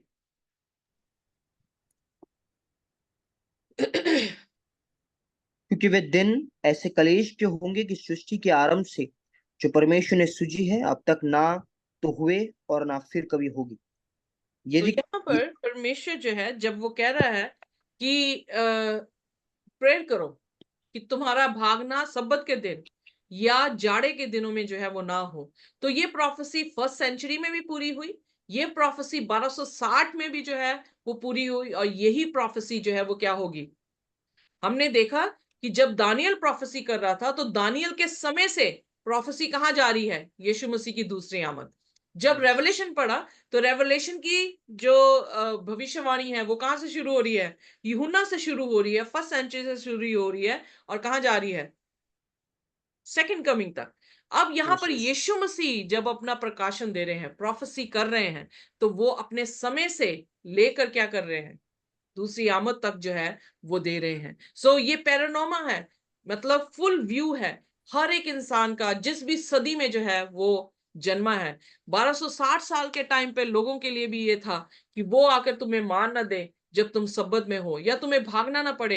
हाय उन पर जिनके बच्चे हैं, हाय उन पे जो प्रेग्नेंट औरतें हैं, उनके लिए बहुत ही जो है वो समस्या का कारण जो है वो हो जाएगा। सो बीइंग अ वुमेन, मैं समझ सकती हूँ कि कितनी प्रॉब्लम्स हैं जब कोई भी औरत जो है गर्भवती होती है, कोई भी औरत जो है वो जवान होती है, या बच्चे को जो है वो दूध पिलाने वाली होती है। So it is too difficult that time कि उन्हें भागना पड़े, उन्हें मार दिया जाए। सो इसलिए खुदा ने जो है वो प्रार्थना करने के लिए हमें कही है। अब यहाँ पर हम देखते हैं कि परमेश्वर फिर ट्रिबुलेशन की बात में आ गए हैं। 1260 साल के ऊपर जो है उनका तवज्जो जो है वो आ गई है।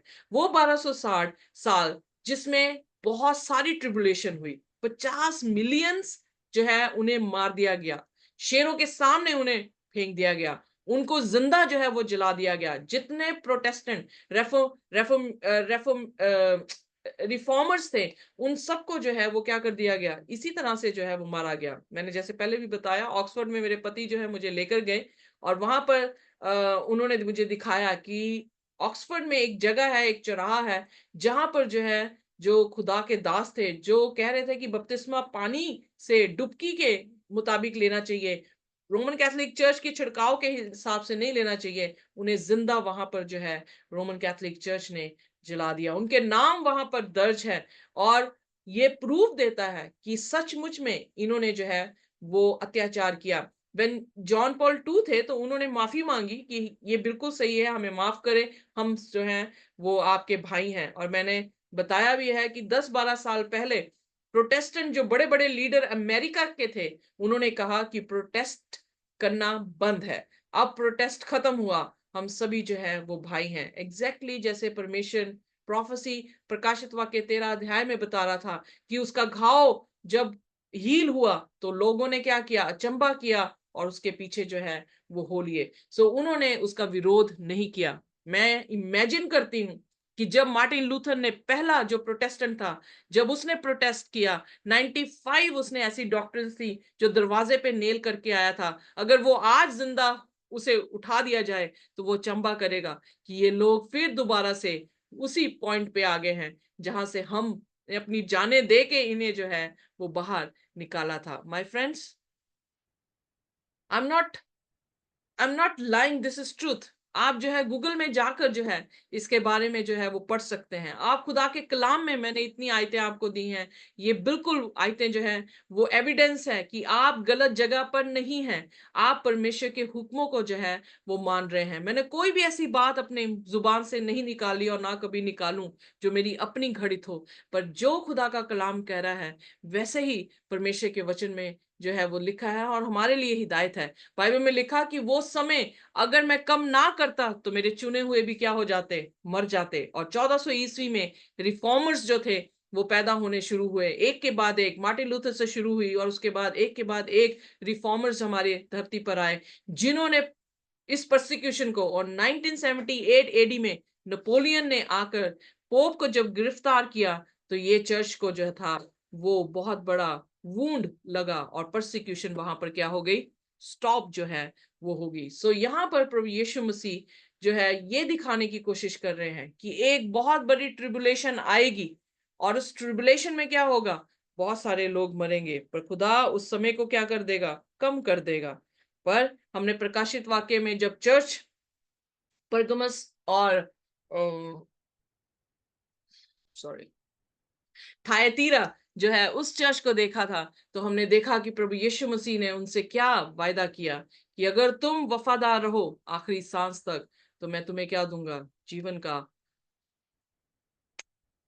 दान जो हूं वो दूंगा। सो हमेशा का जीवन उसका प्रॉमिस है, उसका रिवॉर्ड है, वो हमें जरूर देगा। सो इसलिए ग्रेट ट्रिबुलेशन के बाद यीशु मसीह की दूसरी आमद का जो है उसने जिक्र किया। अब पढ़े मरकुस उसका 13 और उसकी 24 से 32 तक। Okay wait a minute sorry. Okay आप 20 से पढ़ना शुरू करें प्लीज। हमने ऑलरेडी देख लिया 20, शॉर्टन द डेज। अब उसके बाद 21। उस समय यदि कोई तुमसे कहे देखो मसीह यहाँ है या देखो वहां है, तो प्रतीति ना करना, क्योंकि झूठे मसीह और झूठे भविष्यवक्ता उठ खड़े होंगे और चिन्ह और अद्भुत काम दिखाएंगे। यदि हो सके तो चुने हुओं को भी फरमा दे, पर तुम चौकस रहो। देखो मैंने तुम्हें सब बातें पहले ही से बता दी है। मनुष्य के पुत्र का पूर्णागमन। हम्म, उन दिनों में उस कलेश के बाद सूरज अंधेरा हो जाएगा और चांद प्रकाश न देगा, और आकाश से तारंगने गिरने लगेंगे और आकाश की शक्तियां हिलाई जाएगी। बादल तब लोग मनुष्य के पुत्र को बड़ी सामर्थ और महिमा के साथ बादलों में आते देखेंगे। उस समय वो अपने दूतों को भेजकर पृथ्वी के इस छोर से आकाश के उस छोर तक चारों दिशाओं से अपने चुने हुए लोगों को इकट्ठा करेगा। सो यीशु मसीह यहाँ पर जो है अपने आगमन के चिन्ह जो है वो हमें दिखा रहे हैं। आगमन के चिन्ह ये हैं कि बहुत सारे लोग जो है वो तुम्हें ये कहेंगे कि परमेश्वर वहां पर है। दूसरे सुसमाचार में उन्होंने कहा कि परमेश्वर कोठरी में है, तो मत जाना, क्योंकि प्रभु यीशु मसीह कैसे आने वाले हैं? क्या हमें कोठरियों में आके मिलेंगे प्रभु यीशु मसीह? बाइबल में लिखा प्रभु यीशु मसीह आसमान में बादलों पर जो है वो आने वाले हैं। एम आई राइट और नॉट? ट्रू। अगर कोई ये कहता है कि उस टेंट के नीचे परमेश्वर है और अजीब अजीब काम जो है वो करके दिखा रहा है, तो क्या हमें विश्वास करना चाहिए? उस टेंट में जाने की जरूरत है या नहीं? नो। नहीं। मैं इनफैक्ट एक बार एक बहन से बात कर रही थी, तो वो मुझसे कहने लगे कि हम जो है ये लोग जो इन लोगों के पास, खुदा के दासों के पास जाते हैं, बहुत अजीब काम होते हैं, गिर जाते हैं। सो फिर वो क्या है? मैं आपसे प्रश्न पूछती हूँ, फिर वो क्या है? कैसे आप जवाब देंगे? वो भरमाने वाली स्पिरिट। ओके, भरमाने वाली स्पिरिट्स हैं। Any other answer? बताएं प्लीज। मैं बताऊं? मैं सबको कह रही हूँ कि आप बोलो सब। जो अगर आपके पास कोई सभी हैं यहाँ। है तो आप शेयर कर सकते हैं। एनीथिंग मैं तो सिस्टर जी धक्का बताएं मारते आप। भी देखा है। Okay, thank you very much sister ji. Anything else? आजकल धक्का भी नहीं मारते, आजकल फूंक मारते हैं, गिर जाते हैं लोग। मेरे हाँ टाइम जी, हाँ में जी, धक्का हाँ मारते थे, जी, फोर्स करते हाँ थे जी, कि हाँ जी, हाँ जी। मैं गिरती नहीं थी। मैं भी कहती थी वैसे ही फेंक के दिखाएं आप, पर अब फेंक के ਅਸੀਂ ਵੀ ਅਸੀਂ भी नहीं गिरते सी, मैं ते जी भी नहीं गिरते सी, धक्का सानू भी लाने की कोशिश हुंदी सी। सो लाइक अब तो धक्का भी नहीं मारते, फू ऐसे करते हैं लोग, जो है वो गिर जाते हैं। राइट? सो कैसे जादू। हम प्रूव कर सकते हैं कि ये परमेश्वर की तरफ से नहीं है? मैंने उनसे कहा, यीशु मसीह के किसी भी मौजे में आपने देखा कि उसने खड़े इंसान को गिराया हो? कि आपने ये देखा है कि गिरे हुए इंसान को उठाया? गिरे हुए इंसान को उठाया। एग्जैक्टली, पहला पॉइंट आप क्लियर हो गए। बाइबल जो है, अगर बाइबल के विपरीत कोई चीज कर रहे हैं, तो वो हम कह सकते हैं कि this is not from God. क्योंकि खुदा की फितरत में, उसकी तरबियत में क्या है? आप खड़े हुए को नहीं गिराएगा, वो क्या करेगा? गिरे हुए को उठाता है। सो उसकी तरबियत ऊंचाई पे है, तभी हमारी मिनिस्ट्री का नाम क्या है? Higher destiny. वो आपको नीचे नहीं गिराएगा, वो शैतान का काम है, पर वो आपको क्या करता है? ऊपर को जो है उठाता है। सो आपकी आपकी आपकी सोच को, आपके करेक्टर को, आपकी जिंदगी को जो है वो कहाँ को लेकर जाएगा? ऊपर को लेकर जो है वो जाएगा। सो दूसरी बात, जब हम प्रकाशित वाक्य में देखे थे, मैं आप सबसे कह रही हूँ जो स्पेशली हमारे साथ तो आज भाई भी हैं, सिस्टर मंजू के हस्बैंड, तो मैं वो तो नहीं हमारे साथ स्टडी करे, पर जितने भी लोग स्टडी किए हैं, 12 अध्याय एक प्योर चर्च को जो है वो दिखाता है। देखा है कहीं पर कि प्योर चर्च ने वंडर किए? कि प्योर चर्च भाग रहा है अपनी जान बचाने के लिए? स्त्री जो थी क्या कर रही थी? भाग रही है अपनी जान बचाने के लिए। एम आई राइट और not? Yes, do you agree right, with और not? Yes yes, yes. Agree, वहां पे एग्री। कोई भी चर्च का चंबा नहीं बताया गया, उनके सिर्फ 2 कैरेक्टर बताए गए हैं। आइए निकालिए प्रकाशित वाक्य, उसका 12 अध्याय और उसकी आखिरी आयत 17। कोई भी जन जल्दी से निकाल दे।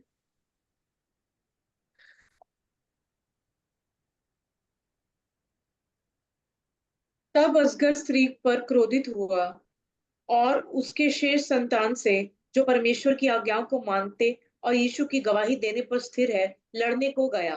ओके और यहाँ वैसा पर सॉरी सिस्टर, बस इतना ही रहे। वो भालू वाला जो है वो नेक्स्ट चैप्टर है, हिंदी बाइबल ने उसने गलत लिखा है।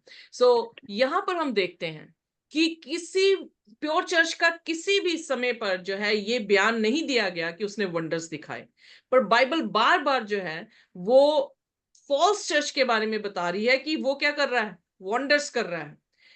एग्जैक्टली अब देखें, यीशु मसीह को जरूरत है कोई वंडर करने के लिए? He is the creator. और जब उसकी सच्चाई लोगों के सामने आएगी तो लोग खुद ब खुद अपना सिर उसके सामने झुका देंगे। पर शैतान, is he creator? No, not a creator. तो उसे क्या करना पड़ेगा वर्शिप लेने के लिए? तो वो बंदर की तरह फुदकता है। दूसरे शब्दों में वो कर्तव्य दिखाएगा। कर्तव्य दिखाने से क्या, साइंस एंड वंडर्स करने की वजूहात से वो क्या कर रहा है, लोगों को भरमा रहा है। अट्रैक्ट कर, पर यस, खुदा को भरमाने की जरूरत नहीं है, खुदा को कुछ करने की जरूरत नहीं है। खुदा की शांति, वो कहता है मैं अपनी शांति तुम्हें दिए जाता हूँ, जो इस दुनिया में आपको नहीं मिलेगी। जब हम खुदा की हजूरी में उसी के दिन में उसकी इबादत करते हैं तो एक शांति है जो खुदा हमारे दिल में जो है वो देता है। उसे कोई मौजा करने की जरूरत नहीं है, वी कैन फील इट। हम जो है उसे महसूस कर सकते हैं कि हम खुदा के अपने घर को खुदा की चट्टान पर जो है वो बना रहे हैं। यीशु मसीह की दूसरी आमद से पहले क्या है, हमने ऑलरेडी देख लिया। सूरज काला या अंधकार हुआ, चंद्रमा लाल हो गया, और तारे ये कब हुए थे? 1718 ईस्वी में जो है ये ऑलरेडी चीजें हो चुकी हैं, अब भी होंगी, पर फ्रीक्वेंसी इसकी ज्यादा जो है वो हो जाएंगी। एग्जैक्टली जैसे पहले था, जो फर्स्ट सेंचुरी के थे, उसके बाद जो है दोबारा से ये चीजें हमारे साथ भी जो है वो बीतने वाली हैं। ये ऑलरेडी प्रोफेसी जो है वो कंप्लीट हो गई। और उसके बाद उसने क्या कहा, उसने अपने फरिश्तों को भेजा। वो आसमान पर बादलों पर आ रहा है और अपने फरिश्तों को भेजकर अपने लोगों को जो है वो गैदर कर रहा है। ये दिखाता है कि हम कौन से टाइम एरा में जो है वो रह रहे हैं। हमने प्रकाशित वाक्य भी देखा, हमने जो है दानियल को भी देखा, और दोनों किताबें हमें क्या बताती हैं कि हम बिल्कुल लास्ट चर्च हैं, लुदीकिया की कलीसिया हैं, लास्ट चर्च हैं, लास्ट ट्रम्पेट पे हैं, और लास्ट सील पर हैं। जब इसके बाद और कुछ नहीं होगा, इसके बाद सिर्फ यीशु मसीह का जो है वो आना होगा। पर उससे पहले ये घृणित वस्तु खुदा के मंदिर में फिर खड़ी होगी, और वो थोड़े दिनों की और बात, और उसके बाद जो है प्रभु यीशु मसीह इस धरती पर आ जाएगा। और खुशखबरी, सबसे प्यारी खुशखबरी ये है, आइए मेरे साथ निकालिए मती उसका 24 और उसकी 14 आयत। मती उसकी 24 और उसकी 14 आयत।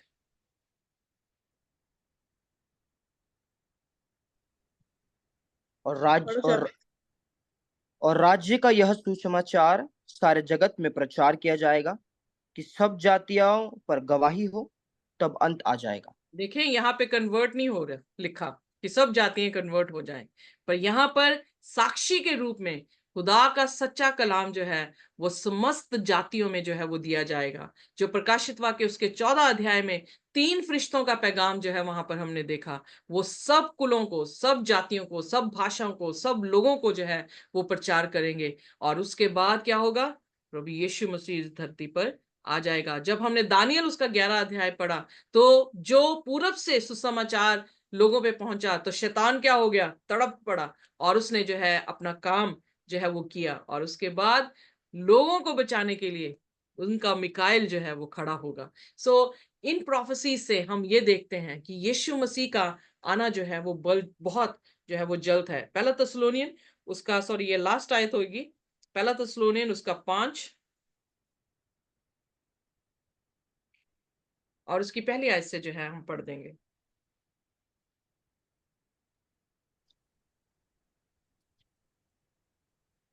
पर हे भाइयों, इसका प्रयोजन नहीं कि समयों और कालों के विषय में तुम्हारे पास कुछ लिखा जाए, क्योंकि आप ठीक जानते हो कि जैसा रात को चोर आता है, वैसे ही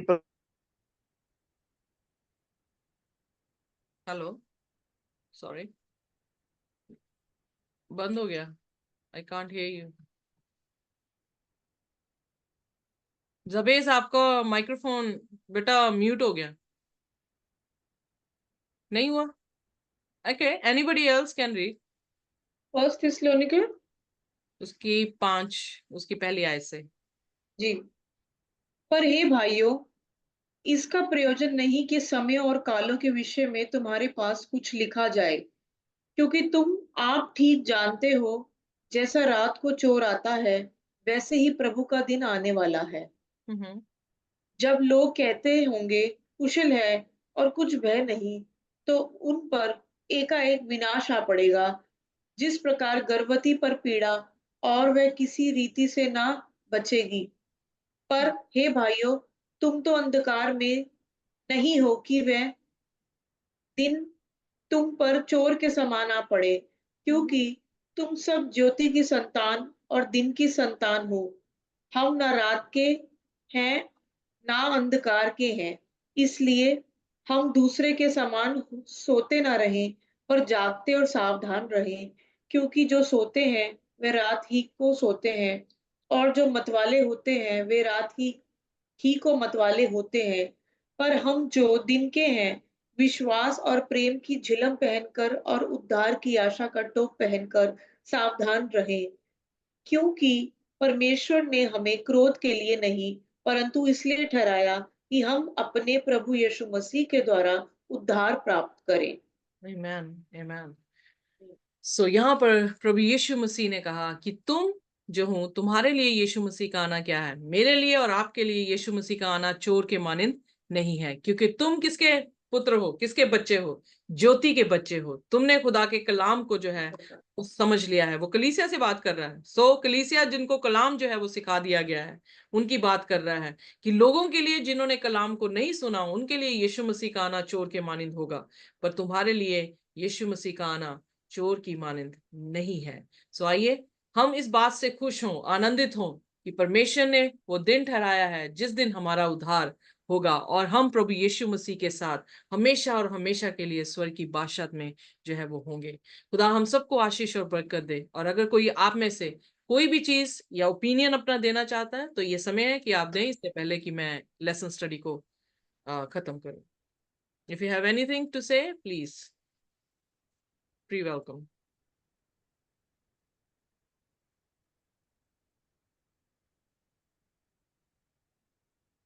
सो अगर आपके पास कुछ नहीं है तो आप आमीन कह सकते हैं कि ऐसा ही हो जैसे आमीन आमीन मैं आमीन। आमेन, आमेन। इस कारण आइए, सिरों को झुकाएंगे और हम प्रार्थना करेंगे। हमारे स्वर्गीय खुदावन, हम आपके निहायती शुक्रगुजार हैं, धन्यवाद करते हैं प्रभु आपके वचनों के लिए, धन्यवाद करते हैं इस पैरानोमा के लिए खुदावन, जो बहुत बड़ा व्यू आपने अपने दासों के लिए, अपने लोगों के लिए जो है वो दिया है। हमें सतर्क रहने के लिए दिया है, ताकि हम वॉचफुल रहें, सोबर रहें। हम अपने आप को खुदावन आपके आर्मर से, आपके हथियारों से जो है अपने आप को बांध लें, क्योंकि जब विरोधी आए तो हम उनका सामना आपके हथियारों से जो है वो कर सकें, जो कि विश्वास है, जो कि खुदा का कलाम है, जो कि हमारी मुक्ति है। खुदावन यीशु, हम प्रार्थना करते हैं जहां पर हम कमजोर हैं, जहां पर हम अपने आप को लज्जित समझते हैं ये कहते हुए कि हम सब्बत की इबादत करते हैं, प्रभु वहां पर हमें बल दें, हमें शक्ति दें, ताकि खुदावन हम किसी से ना डरें, हम सिर्फ आपसे डरें। आपके वचन में लिखा, fear God and give glory to him. जो कुछ भी हम खाते हैं, पीते हैं, जो कुछ भी हम करते हैं, परमेश्वर की महिमा करें। खुदावन हर चीज में हम आपकी महिमा कर सकें। हमें अपने शागिर्द, अपने अपने बच्चे जो है वो बनाए, ताकि हम उस दिन आपकी मुक्ति को देखकर खुश हों और आप में आनंदित हो सकें। हम जानते हैं प्रभु कि समय जो बहुत बुरा है वो आने वाला है, पर उससे पहले हम अपने आप को इतना तैयार कर लें, खुदा के साथ इतना जुड़ जाएं, ताकि हमें कोई सरमन बनाने की भी जरूरत ना पड़े, बल्कि हमारी जिंदगी खुद ब खुद सरमन की तरह खुदावन लोगों को दिख सके, और हम आपके नाम को महिमा जो है वो दे सके। हम आपके साथ अपनी वफादारी की मिन्नत करते हैं खुदावन, वो रूह बख्शें जो आप अंत के दिनों में अपने लोगों के ऊपर देने वाले हैं, और वो सील दें जो खुदावन आप अंत के दिनों में अपने लोगों पर देने वाले हैं। होने दे प्रभु कि हमारा भागना ना जाड़ों में हो और ना ही सबत के दिनों में हो। खुदावन हमें अपनी अपनी पैरवी में रखें, और अपने कलाम में छुपा के रखें, अपने पंखों के नीचे छुपा के रखें। खुदावन हम आपको रिजेक्ट नहीं करना चाहते, हम आपको एक्सेप्ट करते हैं, आपके वचनों को एक्सेप्ट करते हैं। हमें ब्लेस करें खुदावन इस दिन में, और आशीष दे, क्योंकि ये सारी बरकतें हम प्रभु यीशु नासरी के नाम से मांग लेते हैं। आमीन। आमीन। आमीन आमीन। Amen. Amen. Thank you so much, Sister Ji, for the wonderful sermon through the word of the Holy Spirit. और सिस्टर तारंग हमारे बीच में है। Are you there? जी। सिस्टर तारंग जी एक परमेश्वर की प्रस्तिश में एक सॉन्ग गाना चाहती हैं। So sister, over to you, please. Thank you. Hallelujah, praise the Lord. Praise the Lord. नीले आसमां के पार जाएंगे, मेरा यीशु रहता वहाँ। नीले आसमां के पार जाएंगे, मेरा यीशु रहता वहाँ। हम मिलेंगे बादलों पर, हम मिलेंगे बादलों पर, देखेगा सारा जहां। नीले आसमां के पार जाएंगे, मेरा यीशु रहता वहाँ। नीले आसमां के पार जाएंगे, मेरा यीशु रहता वहाँ।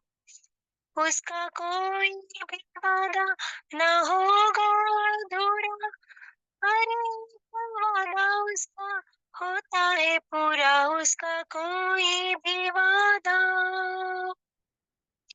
उसका कोई भी वादा न होगा अधूरा, हर एक वादा उसका होता है पूरा। उसका कोई भी वादा, उसके आगमन का वादा भी होगा पूरा, देखेगा सारा जहां। उसके आगमन का वादा भी होगा पूरा, देखेगा सारा जहां।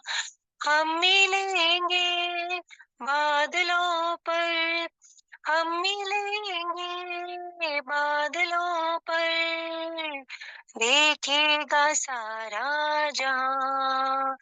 नीले आसमां के पार जाएंगे, मेरा यीशु रहता वहाँ। ये विश्वास है मेरा जो होगा पूरा, सपना ही मेरा नहीं अधूरा। ये विश्वास है मेरा, ये विश्वास है मेरा जो होगा पूरा, सपना ही मेरा। ये विश्वास है उसके संग हम रहेंगे, अपने यीशु के सीखेगा सारा जहां। उसके संग हम रहेंगे, अपने यीशु के देखेगा सारा जहां। हम मिलेंगे बादलों पर, हम मिलेंगे बादलों पर, देखेगा सारा जहां। नीले आसमां के पार जाएंगे, मेरा यीशु रहता वहाँ। हम मिलेंगे बादलों, हम मिलेंगे बादलों पर, देखेगा सारा जहां। नीले आसमां के पार जाएंगे, मेरा यीशु रहता वहाँ। नीले आसमां के पार जाएंगे, मेरा यीशु रहता वहाँ। Hallelujah, praise the Lord. Amen. Thank you sister ji. अब हम लास्ट प्रेयर जो है वो जाविस के साथ करेंगे, फिर बरकत के कलमे में रितु सिस्टर जी हमारी अगुवाई करेंगे। सो प्लीज जाविस लास्ट थैंक्सगिविंग प्रेयर करके। यस, आइए हम अपनी आंखों को बंद करें और प्रार्थना करें। धन्यवाद धन्यवाद सेनाओं के यहोवा नजात दहिंदा खुदावंद यीशु, आपका धन्यवाद देते हैं। आज वो दिन है जो यहोवा ने बनाया, हम इसमें बना दे। तो खुदा तेरा वचन कहता है बुलाए हुए बहुत है लेकिन चुने हुए कम है। खुदावंद बाप तूने हमें चुना हुआ ठहराया। खुदा हम घमंड इस बात का नहीं करते कि खुदा हम चुने, परंतु इस बात का करते हैं कि हम मसीह यीशु को जानते हैं। Amen. खुदावंद बाप हम सत्य को मार्ग के, जो सत्य का मार्ग है खुदा हम उसको जानते हैं खुदा, और वही सत्य का मार्ग हमें स्वतंत्र करता है खुदा। हम ये विश्वास भी रखते हैं खुदावंद बाप, सत्य ही हमें साकार करता है, क्योंकि वचन कहता है यूहन्ना 8:32 कि तुम सत्य को जानोगे और सत्य तुम्हें स्वतंत्र करेगा। खुदा आप बड़ी दया के धन्य परमेश्वर, अपने उस प्रेम के कारण, बड़े प्रेम के कारण जिसने खुदा, जिसके द्वारा आपने हमसे प्रेम किया। खुदावंद यीशु, आपके बलिदान के लिए आपका धन्यवाद करते खुदा। और आज खुदा जरूर उस दुष्ट ने समयों को बदलने की चालाकी जरूर की है, परंतु परमेश्वर हम जानते हैं ये इतने ही नहीं और रूहें बचाई जा रही है खुदा, और वो भी तेरे सत्य को जाने खुदावंद बाप। ऐसा हम आपसे मांगते हैं यीशु के नाम में खुदावंद बाप। जरूर खुदावंद बाप हर एक लोगों तक के आपका कलाम पहुंचे और वो गवाही भी रहे परमेश्वर। परंतु खुदा चुने हुए जो है खुदा, जिन्हें तूने चुना है खुदावंद बाप, खुदा तू उन्हें इकट्ठा कर रहा है खुदा। और तेरे दूत खुदा जब तेरा आना होगा खुदा, हर एक चारों कोने से तेरे लोग इकट्ठे हो गए खुदा, और तू उन्हें खुदावंद बाप बादलों पर मिलने खुदावंद बाप आ रहा है, और हम तुझसे मिलेंगे खुदावंद यीशु। हमें ले जाने तू आ रहा है, हम तेरा धन्यवाद यीशु के नाम में खुदा। जितने लोग अभी भी खुद अंधकार में हैं, दूसरे को 4 के 4 जो दुष्ट ने अपने पर्दों को उनकी आंखों पर लगाए रखा है खुदा, आज तू इस पर्दों को पवित्र आत्मा तेरी योजना अनुसार हटा यीशु के नाम में, ताकि और भी अनेक जन तेरे सत्य को जाने, और वही सत्य थे आज हमें स्वतंत्र जिस तरह कर चुका उन्हें भी स्वतंत्र करेगा खुदा। और बड़ा तेरे राज्य के लिए आज का सबात स्टडी खुदावंद बाप, हमने ये जाना खुदा हमें हम्बल सिर्फ आप पर ईमान रखना है खुदा। और जरूर खुदावंद बाप जब हम हम्बल रहेंगे, आप पर विश्वास रखेंगे, जरूर परमेश्वर डिसीवनेस आएगी, परंतु हम डिसीव नहीं होंगे, क्योंकि हमने हमारा घर परमेश्वर, आपका वचन कहता तुम जगत की ज्योति हो। जो घर पहाड़ पर बसा हुआ है वो छिप नहीं सकता खुदावंद बाप। हमने हमारा घर पहाड़ पर बसाया है, हम डिसीव नहीं होंगे परमेश्वर। ट्रायल्स एंड ट्रिबुलेशंस आएगी, पर हम ये जानते हैं मसीह यीशु का आना निकट। खुदावंद यीशु तू शीघ्र आता है, हम ईमान रखते हैं। हमारी आंखों को तूने खोला, वैसे हमारे भाइयों बहनों की आंखों को खोल। हमारा परिवार बचाया जाए, हमारे और आस पड़ोस के जन बचाया जाए खुदा।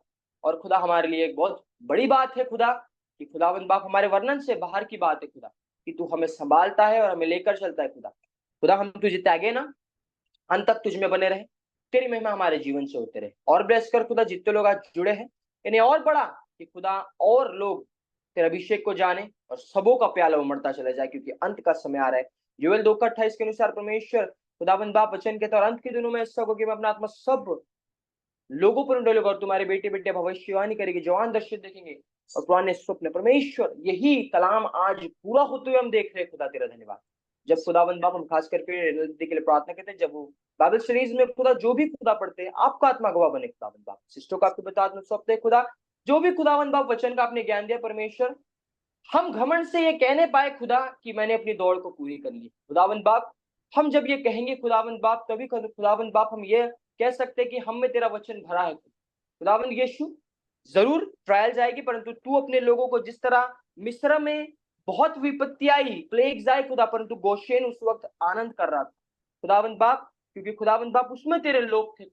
तू इस पीड़ा में भी खुदावंद बाप अपने लोगों को बचाए रखेगा, हम तेरा विश्वास, हम खुदा तुझ पे ईमान रखते और अपना विश्वास तुझ पर दृढ़ रखते। सवाल तेरे राज्य के लिए चला, ये सबात जो हमने खुदा सबात सर्विस जो चालू हुई है खुदा, इससे कंटिन्यूशन में रख खुदा, जब तक तेरा आना ना हो खुदा। और तेरे राज्य के लिए मैं बड़ा चला, और आत्माओं तक के हम तेरे प्रचार को लेकर सच्चाई से पहुंचे, तेरे ज्ञान से भरकर, कि जो भी हमें काउंटर क्वेश्चन आए हम उसका जवाब दे सके। बड़ा तेरे राज्य के लिए चला, सबात के पूर्ण दिन पर समयों को हर एक तेरे हाथ में सौंप देते हो, यीशु मसीह के नाम में मांगते हैं, आमीन।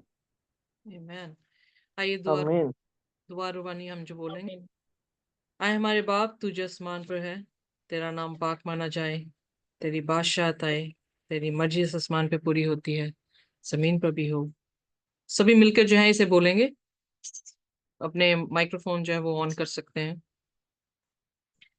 आए हमारे बाप, तू जो आसमान पर है, तेरा नाम पाक बाप माना जाए, तेरी बादशाह आए, बादशाहत आए, तेरी मर्जी इस आसमान पे पूरी होती है।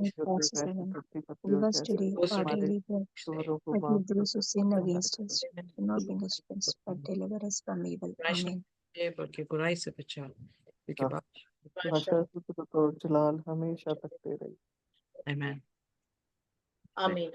May the love of the Father and the grace of Jesus and sweet fellowship of Holy Spirit abide with us forever and ever. Amen. Praise the Amen. Lord. Thank you so much. Praise the Lord. God bless you. Thank you ji, प्रभु आपको भी bless Have a करे। blessed Sabbath rest of the hours. And we are going to church. And please pray for us. And God bless you. Thank Okay. Thank you so much. Happy Sabbath to all. Thank you, Jarvis. Shabbat Thank you, shalom. Genesis. Shabbat shalom to everybody. Thank you, Shabbat everyone, shalom. Bye. for joining. Bye. Bye. Vimalji. I hope Thank you. I hope Sister Manju